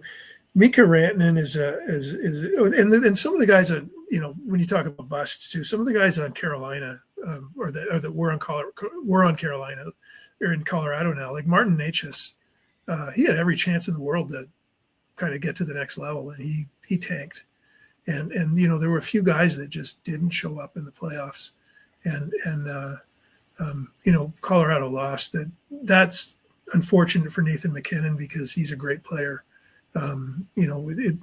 It's pretty hard to come up with who's the best player in the NHL right now, because you've got 4 or 5 guys that all bring different things to the table. And when you've got the two hands down best players on one team in the finals. That gives Edmonton an advantage, and everybody in Canada wants to see Edmonton win because one of the reasons because Canada hasn't won the Stanley Cup since 1993 with Montreal. That didn't really matter before. I mean, Americans would always bring that up. Nobody in Canada gives a shit. It's the best team wins. All the players are Canadian anyway. The thing is now that this tariff war and this pissing match that Trump started, one of the things that the I don't know if it was a senator or the governor or somebody in Florida said in Congress, he made some comment about Canadians aren't traveling to Florida this year for tourism. Like Canadian tourism to Florida is down like 80%. It's something ridiculous. But Canadians only make up 2 or 3% of Florida's tourism because it's international and it's all over the place. And their governor got up and again, I don't remember if it was a governor or a senator or somebody got up in Congress and said, yeah, we miss the Canadians, but it's really a drop in the bucket, and we'll make it up in other places with other people coming in.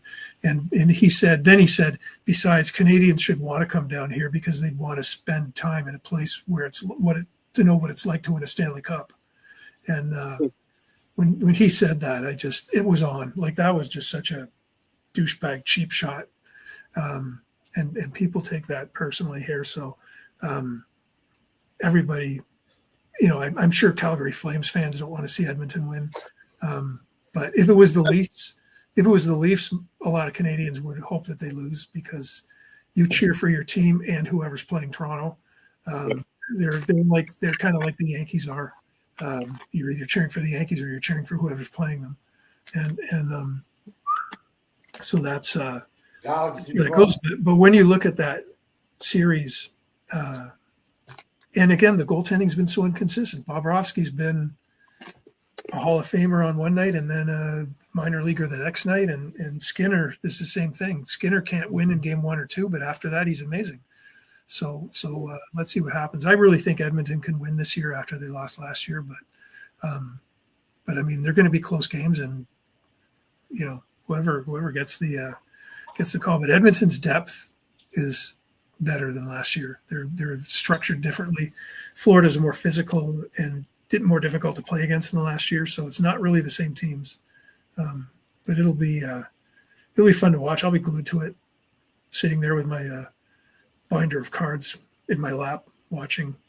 So that's how I watch hockey. I have a binder of cards in my lap, and I'm flipping through it, looking at cards while the game's on, because I collect sets and I sort them into teams before I put them in sheets. I don't sort them numerically, so that if a team's playing, I've got their page of cards right in front of me. So, it sounds like I'm 12 years old, but that's how I watch hockey, And so yeah, it's going to end. Yeah, so pretty exciting playoffs. So overall, like, you got to admit it. And I'm wondering really too, and I don't know, Dave, if you watch this stuff. I know Steve and Vinny probably didn't because it wasn't local for them. But with Minnesota and Ottawa playing, like, the amount of attention that women's hockey got this year just blows everybody's mind, because we were selling out every game. You guys were selling out every game at the XL Center, and is there a scenario like in the WNBA where Caitlin Clark comes in and all of a sudden the hobby's all over women's hockey? The women's hockey players are in the Tim Hortons sets, which is, there's only 10 or 15 of them, but you only have 6 teams in the league. So if there's a couple of stars from each team in there, that's all you need really to get it going. I don't know. I should know this, and I don't, because I haven't really looked it up, but I don't know what their licensing situation is, if they're going to get a standalone set from Upper Deck, or what's going to happen there. But I think once they expand, they're expanding to Vancouver and Seattle next year. And once they have between 12 and 16 teams and better TV exposure, I think you're going to see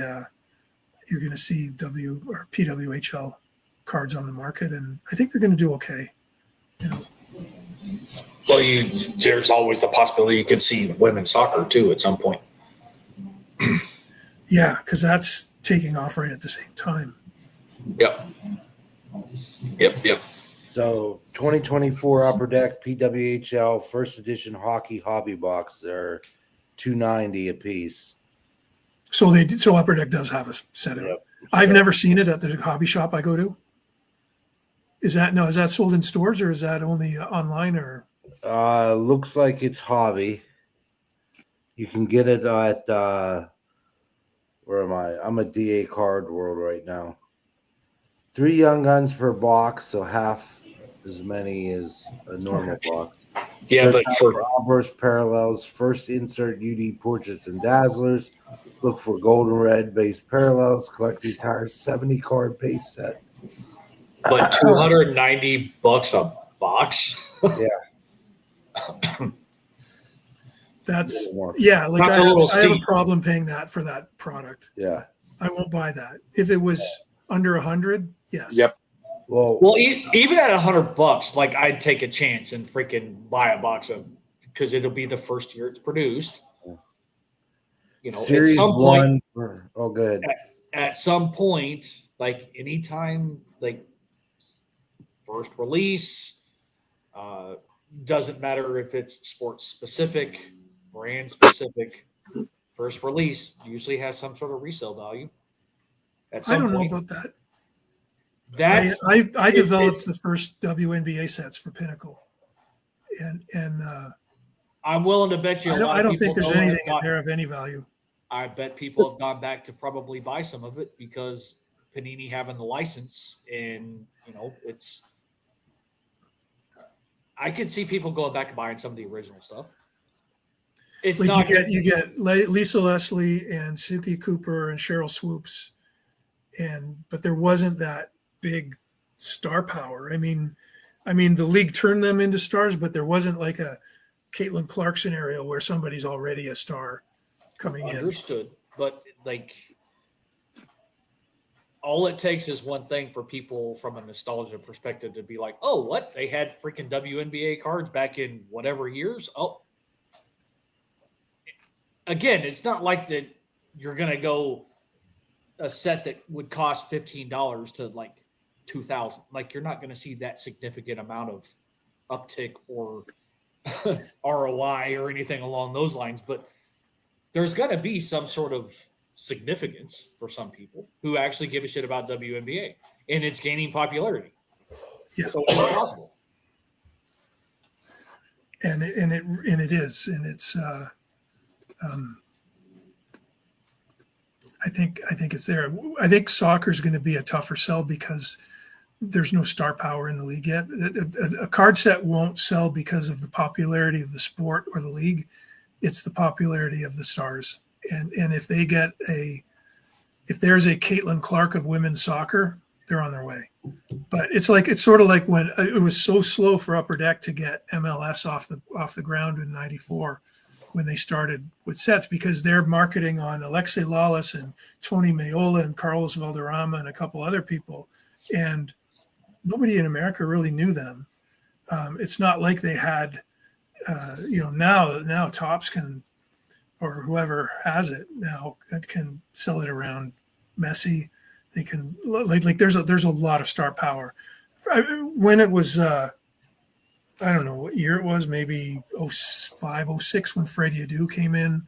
I know Freddie Adu was a big disappointment, but the excitement of him coming into the league with Sporting KC, that drove a lot of hobby sales because there was a frenzy over Freddie Adu. Ended up being Jose Altidore from that USA Junior team that became the star. But now you're seeing MLS really take off, but it took a full generation.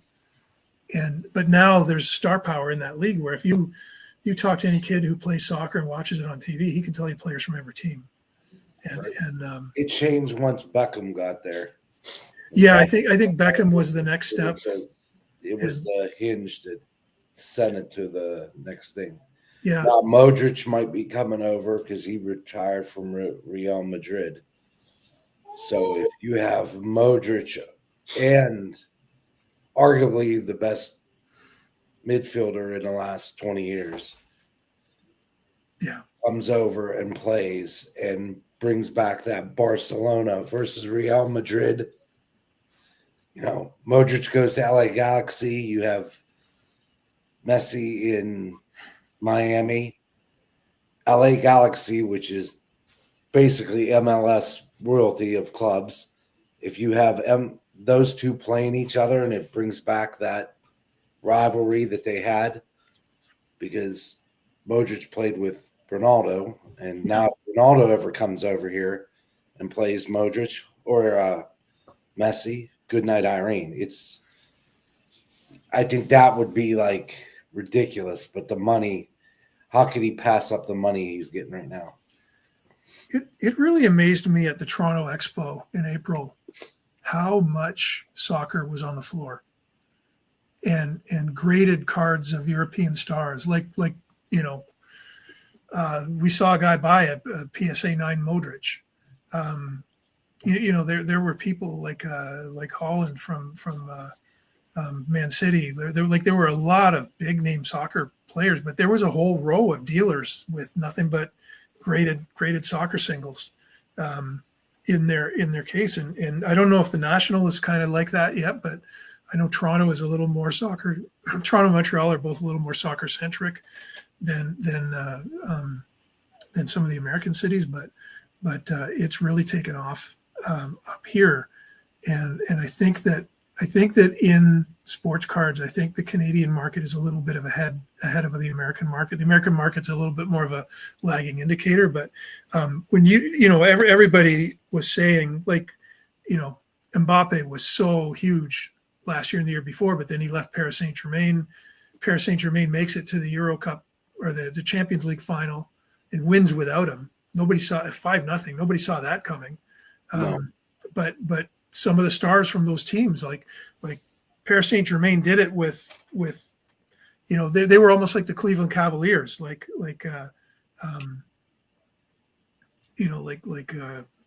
Spida was never really considered an elite player, even though he's one of the top 3 or 4 players in the NBA. But his game is to make everyone around him better. And is Mitchell in the same conversation as Luka and LeBron and all these guys? He should be, but he's not at the moment. So, but yeah, Paris Saint-Germain did it with great players, but no superstars. But it introduces a lot more players to collecting too, so it's kind of a good thing. And that's the thing in basketball. This is really going to be interesting to see how the basketball market is affected, because you've got I don't care if you call them small market teams or whatever, but you've got a couple of big stars who are emerging as the new faces of the NBA, and Tyrese in Indiana and SAG or SGA in OKC. It'll be them plus Cooper Flag, and are people moving away from the Greek Freak? Are they moving away from Luka? Are they moving away from the Joker? It's like people are it was those guys drove everything, and now all of a sudden we got new guys emerging, and I think that's really good and really fresh, because it just spices up and mixes up the hobby a little bit, and I think the finals are going to be great. The NBA playoffs this year have been fantastic, and that game, that Knicks Pacers game, was a game 1 that was just insanely crazy, with the shot at the buzzer that went 30 feet up in the air off the rim and then bounced through. I don't know if you guys saw that game. Yeah, I did 1 or 2. I don't remember which. Yeah, it was just that was the game where the Pacers were down by 100 points and came back and tied it. They weren't down by 100. I'm exaggerating, but seeing everybody, the Knicks are melting down because they lost, and it's like, come on, Jalen Brunson is friggin' amazing. But that's the thing. There's we're in a position with every sport right now where you can look beyond the obvious superstar. It's not just Brady and Mahomes like it was in football. There's like 10 or 15 great players to choose from. Baseball's got so many great players in the hobby coming through this year, and so many new guys. And lo and behold, I'm watching the Red Sox Angels last night, and Mike Trout has been resurrected again. They dusted him off, and he hit a 454-foot bomb over the wall into the street behind. So it's like, what happens to the hobby? I mean, everything now is Judge Ohtani and Skeens to a lesser extent, but there's so many guys like Cal Raleigh. How many people want to get on his bandwagon before it's too late? The dude has 23 home runs as a catcher, and it's only the 1st of June. Like he's gonna massacre every home run hit record for catchers there is. And Seattle's got an exciting team too. If their pitching would get healthy, that's the thing for them. Everybody on that staff has been either out or has been struggling because Bryce Miller just came back. Kirby was starting tonight, and he's been awful since he came back. Logan Gilbert, I think, is still in the IL. Brian Wu has been inconsistent. So, again, what was their like perceived strength at the beginning of the year? I thought that propelled them to like the division title. Has been just like an albatross there where they just can't stay healthy in that rotation. But yeah, Raleigh, somebody dropped him in one of my fantasy leagues in the middle of April, and I'm like, and I had Logan O'Hop for the Angels, and I'm like, well, I really don't want to get rid of him because I know he's going to do well, but I'm like, Cal Raleigh's going to hit me 30 homers, I guarantee. And he's got 23 by June 1st. Like, yeah, he's got 23 now. It's like, that's insane. I'm like, well, he's going to have 30 by the All-Star break. Oh, he might have 30 by the end of the month. No, knowing that like his pace he's on. And then Eugenio Suarez, he'll get hot for Diamondbacks and go 3, 4, 5 games in a row hitting a home run, but then he'll go 8, 9, and maybe not even have a hit. So look at Polanco in Seattle. He's another guy that was like everybody was looking for his cards a month ago, and then he just cooled down. But there's been so many, and the pitchers too. Like I know people aren't really into investing in pitchers, but Kodai Senga for the Mets has just been amazing. The one guy I would jump on if I'm collecting pitchers and I'm investing is Hunter Brown from the Astros, because that guy is a virtual unknown, and he is sick. And you know, do you want to go after a guy like him, or do you want to go after, you know, you've got so many guys that have come back from injuries. You know, Jacob deGrom is all of a sudden Jacob deGrom again. It's the only thing is he's throwing 99 instead of 100. Does that matter? I mean, he's still got filthy sink on his ball. But when you look at some of these, some of these, like, you know, Brett Beatty from the Mets, he's all of a sudden on fire. Like there's a lot of guys that are just tearing it up. But the thing that really intrigues me is for so long it was Mike Trout and Ronald Acuna Jr. And they've both had injury problems.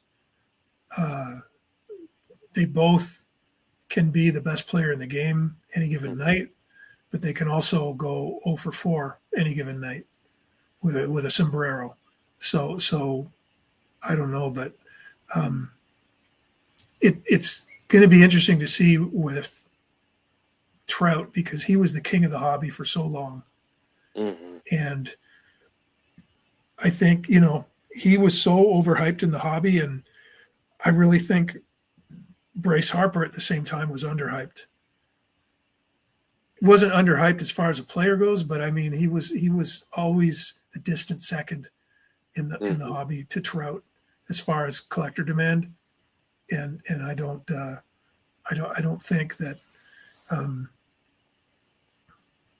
mean, and then you know, look at Minnesota where you are.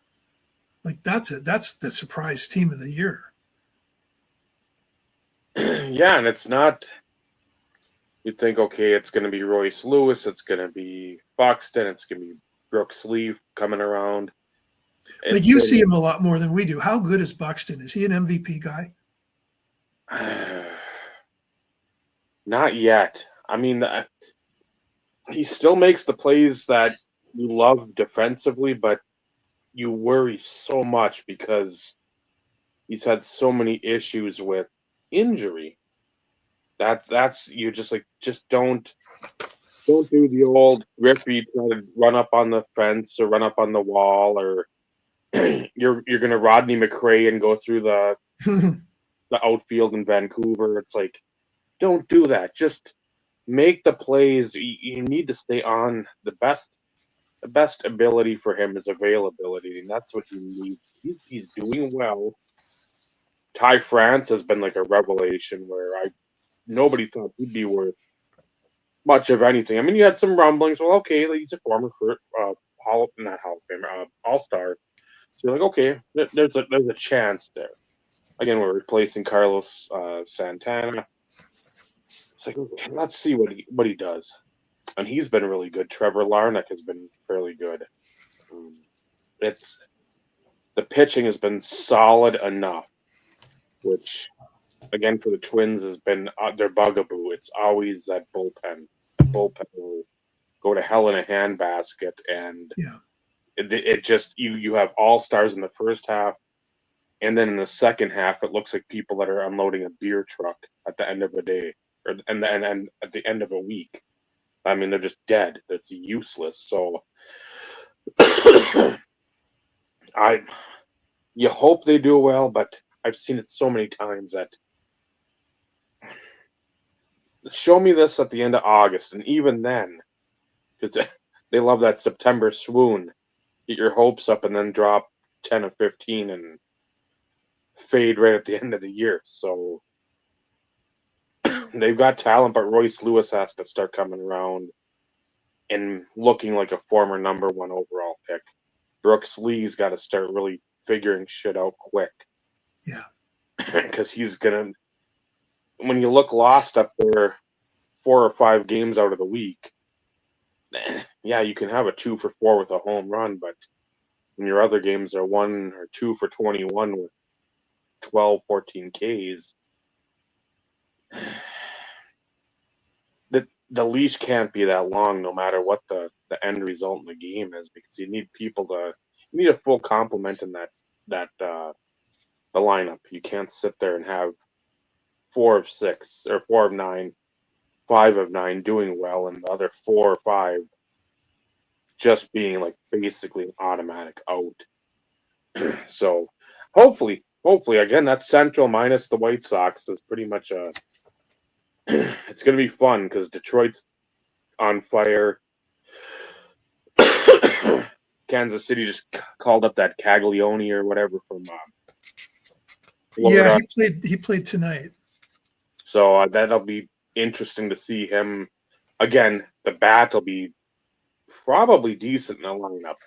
I don't worry about the bat. It's him playing right field or left field because he's not really an outfielder by trade. But they got Pascatino at first, and he ain't going anywhere. And DH, you can put him there, but Salvi Perez needs a few of those days a week at his age. So Indians still, again, if their pitching materializes, but Jose Ramirez is probably the most underrated guy in baseball. That's a superstar that people really don't know is a superstar. So, but yeah, I like Detroit. I like what they're doing, and their pitching's finally coming around. Tarek Skubal, Kerry Carpenter at the dish had 3 home runs the other night. So last night, I think. Torkelson's turned it around too. Finally. Yeah. Took him And a while. Riley Green's doing some doing some things. So I mean, and they got Parker Meadows off the DL, I think yesterday or tonight. So Yesterday. you hope that Detroit does well, because again. So I can't remember, and again because I'm not traveling, I didn't really pay attention to it. But is the National in Chicago this year again? Yes. It is. Okay, imagine the hype, the National, for Pete Crow Armstrong this year. That's going to be his show. because that guy is so freaking good and so exciting. And collectors are just like all over that guy right now. He's the new flavor of the month, especially in Chicago. And he's fun to watch. He's exciting, plays the game the right way, a likable guy. But And it's not vintage. what's that? But it's not vintage. Put him on a 1973 design, and then it's vintage. You know.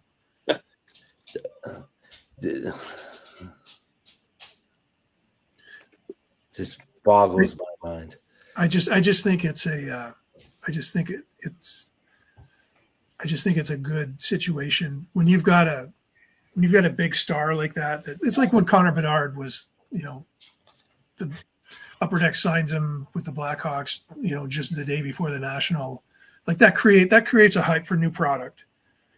Mind you, Pico Armstrong's Bowman cards are from a few years ago when he was with the Mets. What a bad trade that turned out to be, where they got Javi Baez for half a year and he sucked, and they gave up PCA. When they made the deal, I was, because I'm like, that's gonna age so terribly. Yeah. Speaking of Connor Bedard, tomorrow's 23-24, the Cup is released at $1,000. 23-24. Yeah. Yeah. So you can get a Connor Bedard rookie card now. Yeah. RPA. That just makes no sense to me. I don't. Oh, usually it came out at the end of the 22 or 23-24 season. So this time last year is when the Cup should have came out. If the Cup's coming out now, you know what those 99 RPAs should be? Freaking game used shit. Yeah. If you're gonna wait a whole year, COVID's over. Figure it the hell out. Start getting this shit back in line, because I'm balancing 24-25 and 23-24. Shit, we had some 22-23 stuff up in this place a couple months ago. I mean, I got three years of hockey going on at the same time. Get your shit together, Upper Deck. Wouldn't be like that if I was there. Oh, you'd lose your mind. It's like that. I would have figured it out. And you know what else pisses me off that Upper Deck does is because of the size and magnitude of the Tim Hortons set. Like it comes out the first week of the season, but because there's so many million packs, they're in production now. So the cards won't have updated stats from this season because production started before that. So they put stats from the year before on. It's like, you know what? If you're going to do that, don't do it at all. Just have a bio. You don't need stats. Like it's not 1973 where you have to have the stats from whatever. You can go without them and just have some other element on the back of the card. But to get a card that's going to be 25-26 with the 23-24 stats on it, that's just not cool to me. Yeah. And it's so uncomfortable. And again, that's a situation where the people making decisions aren't hardcore hobby people. They're marketing people, and they just don't get how collectors think and how little pet peeves like that will turn us away from a product. They're too focused on joy. Their joy of their own hobby. Yeah, well, whatever. I'm secretly talking shit on people, Jeff. So just go along with me. Well, I just alienated my chances of ever getting hired by Upper Deck, but I think as a 60-year-old permanently cancer patient, without a U.S. residency, I don't think I'm going to get hired by anyone anyway, so I don't care. And Billy, that's not against you. Billy Cilio, that's not against you. We like you. You're an okay guy. You designed them. Yeah. Speak for yourself, Vinny. I can't say whether I like him or don't. I don't know him. In my interactions with him 2 or 3 times, because when he was on Carlos's show, he's a solid dude, and he's a former Michigander. So I like the guy. I think he's real, and he gives Eric a lot of shit. So I can't argue with that. Well, I think everybody gives Eric shit. So this is true. So I'm curious to see, is there going to be any more 22-23 product that comes out? 23-24 should be done with the cup. The cup should be the coup de grace, as they say, of the hockey season. And does that mean next year's the cup is going to come out? Like, how long will it take them to catch up? I have no idea. I see no end in sight of this off. Just get the shit out and don't make any new shit until you finish your old stuff or cancel the stuff. But there's too much money because now there's so the cup comes out 23-24. I already saw online pre-sales. It's $130 a box for Series 1. That comes out in October for 25-26. MVP is on pre-sale for 25-26. So I used to have all this written down and I would just check them off if I go, because what was last week was extended. So 24-25 extended came out. Couldn't find a checklist on Beckett to save my life. I went on Upper Deck's site. Because Beckett doesn't get their shit for a while. They're so far behind when it comes to adding checklists.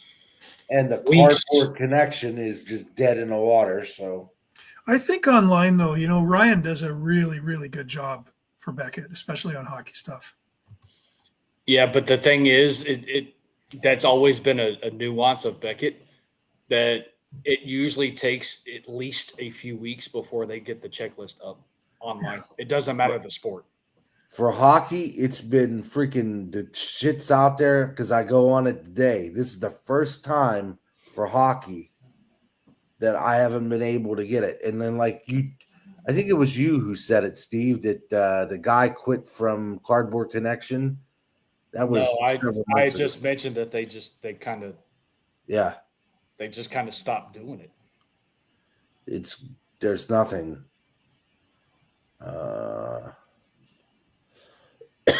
Trading card database they're usually pretty up to date. I don't know if you use them for checklists at all. Yeah, I figure out my Lemieux stuff from that pretty frequently. I was at a Sens game with a lot of alumni players this year, and I had my laptop with me. And some of the guys that played in the 70s and 80s, I showed them trading card database and how they could look up their names and see all their cards. And they were thrilled. They're like, "Oh my God, I got to go show this to my grandchildren." And guys that played. I mean, a lot of the newer stuff isn't uploaded like the older stuff is, but for a lot of these older guys, like all of their cards are up, or 80% of them anyway. But I mean, if you played 10 years in the 70s, I mean, you had 10 cards. Like it wasn't like now.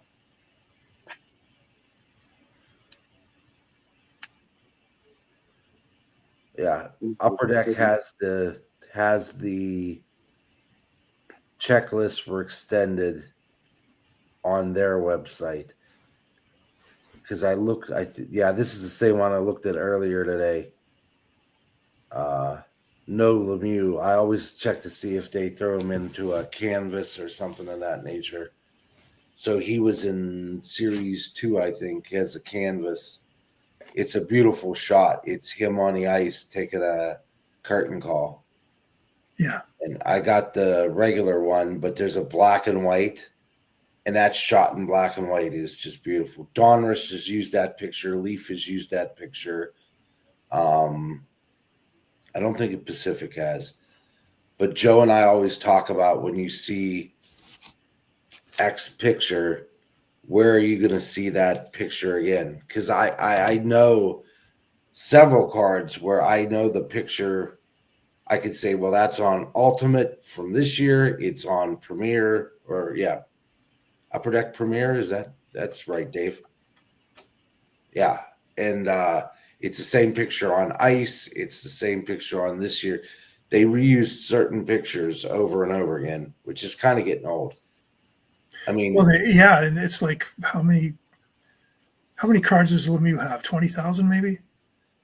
I forget what it is. It's something with Leaf. how many actual photos of him are there? Yeah, with Because Lee, you're not getting any new ones. it's a lot. Oh, well, what they did with the latest, what was it, SB Game used? You know how they do the back plate of the nameplate, and Mhm. it's one card per letter. Well, it's the colors of the 70s or the Winter Classic blue and white jersey, and it's him in a suit. Judas Priest. I don't need Lemieux in a suit. Yeah. By the way, extended is on Beckett. By the way, Yeah. Why don't I see it though, dude?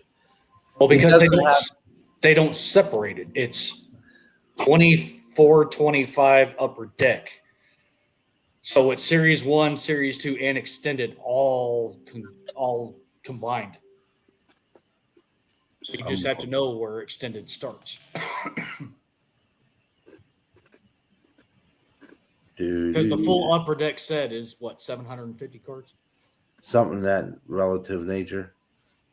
Yeah, because I'm staring at it right here. Especially if I put in upper dick, that's probably not going to return the good results. Yeah, because extended would start at 501, so it's there. Extended dicks, yeah, that's what we need to look at. No, That's an interesting search there, Vinny. yeah. Learn something new every day. That's going to be a 24-25 upper deck series 1, series 2. Extended is there.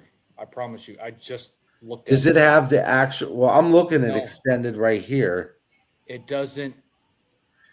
Just look up upper deck, Yeah. regular upper deck. There's 750 cards in 24-25 upper deck. Extended would start at card 501. Yeah, upper It's deck. there. I just have to. It's Come on, Extended- research department. extended. guess It's what? going to be a big set to put together.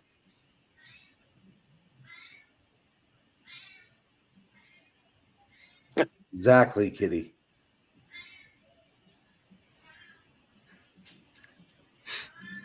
Yeah, don't look up extended. Just look up upper deck. I am. There it is. There's 750 cards. Yep, there we go. No, see, this list goes to 500 to one I'm looking at. What the Are you shit? sure? Do you have it sorted by maximum 500 and not No. go to a second page? I was on the website. I don't have the I'm telling you, I was just on there. full checklist. Oh, this is series 2. Shit. I'll figure it out later because Again, just so all I hear log is in, that. Listen to the whore back there. go to upper deck or type in upper deck for hockey, search, click on 2024, and then just click on upper deck and apply. And there's going to be 750 cards, which is going to be all 3 series. Okay. That's what I will do. I promise That you, it is there. I believe you. That's what Steve said, and I believe him. To quote Paul. I quote the Christmas episode all the time, Jeff, since I watch them like 300 to 400 times during a year. It's like that movie with conspiracy theory. He always has to grab a book, Catcher in a Rye, to calm himself down. Mel Yeah. Gibson. So my calm down is watching videos of the Christmas episode.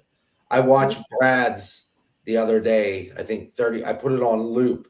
I think it went from 128 views to 181 because I know the outcome. It's just they say something about knowing the outcome make crazy people like me. Like my daughter goes, why do I watch The Nightmare Before Christmas? I said because it's safe. It's one of the first movies you ever watched. You relate it to safety and you watch it over and over again. I was literally sitting there with her the other night and she's reciting the movie word by word. Wow. And I'm like, how do you remember this? She goes, I just do. And I'm like, you're the fruit of my loins, as they say in Redbeard the Pirate. Certain things very easily to put in the memory bank. It's no Well, different yeah, than knowing. plus- It's no different than knowing the words to 50 million songs. True. I had to show the cup that my wife bought me a mug, and it's pictures a little sperm with bows in their hair. It says, "Happy Father's Day. I used to live in your balls," and I said, "Only my wife." Happy Father's Day, Cece. I'm like, only my wife would find something like that and That's gift it to brilliant. me for Father's Day from my daughter, who would be totally embarrassed by seeing that.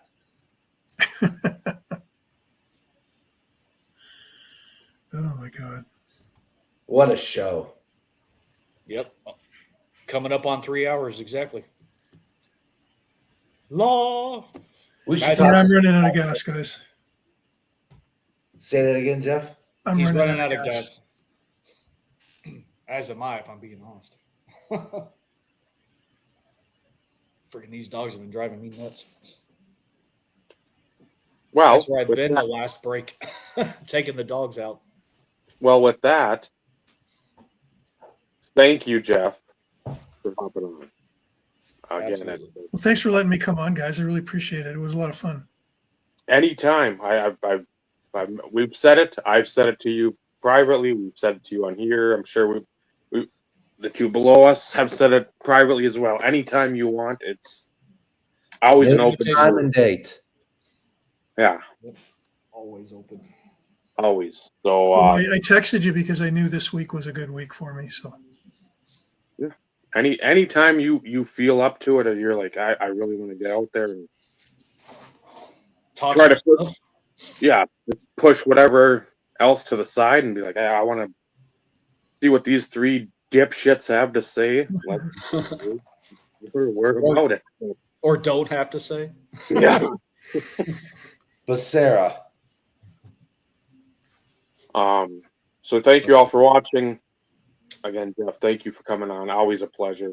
Always thankful for the time you spend with us. And Absolutely. so, for Vincenzo, Steve, Jeff, I'm Dave. This has been the IRP.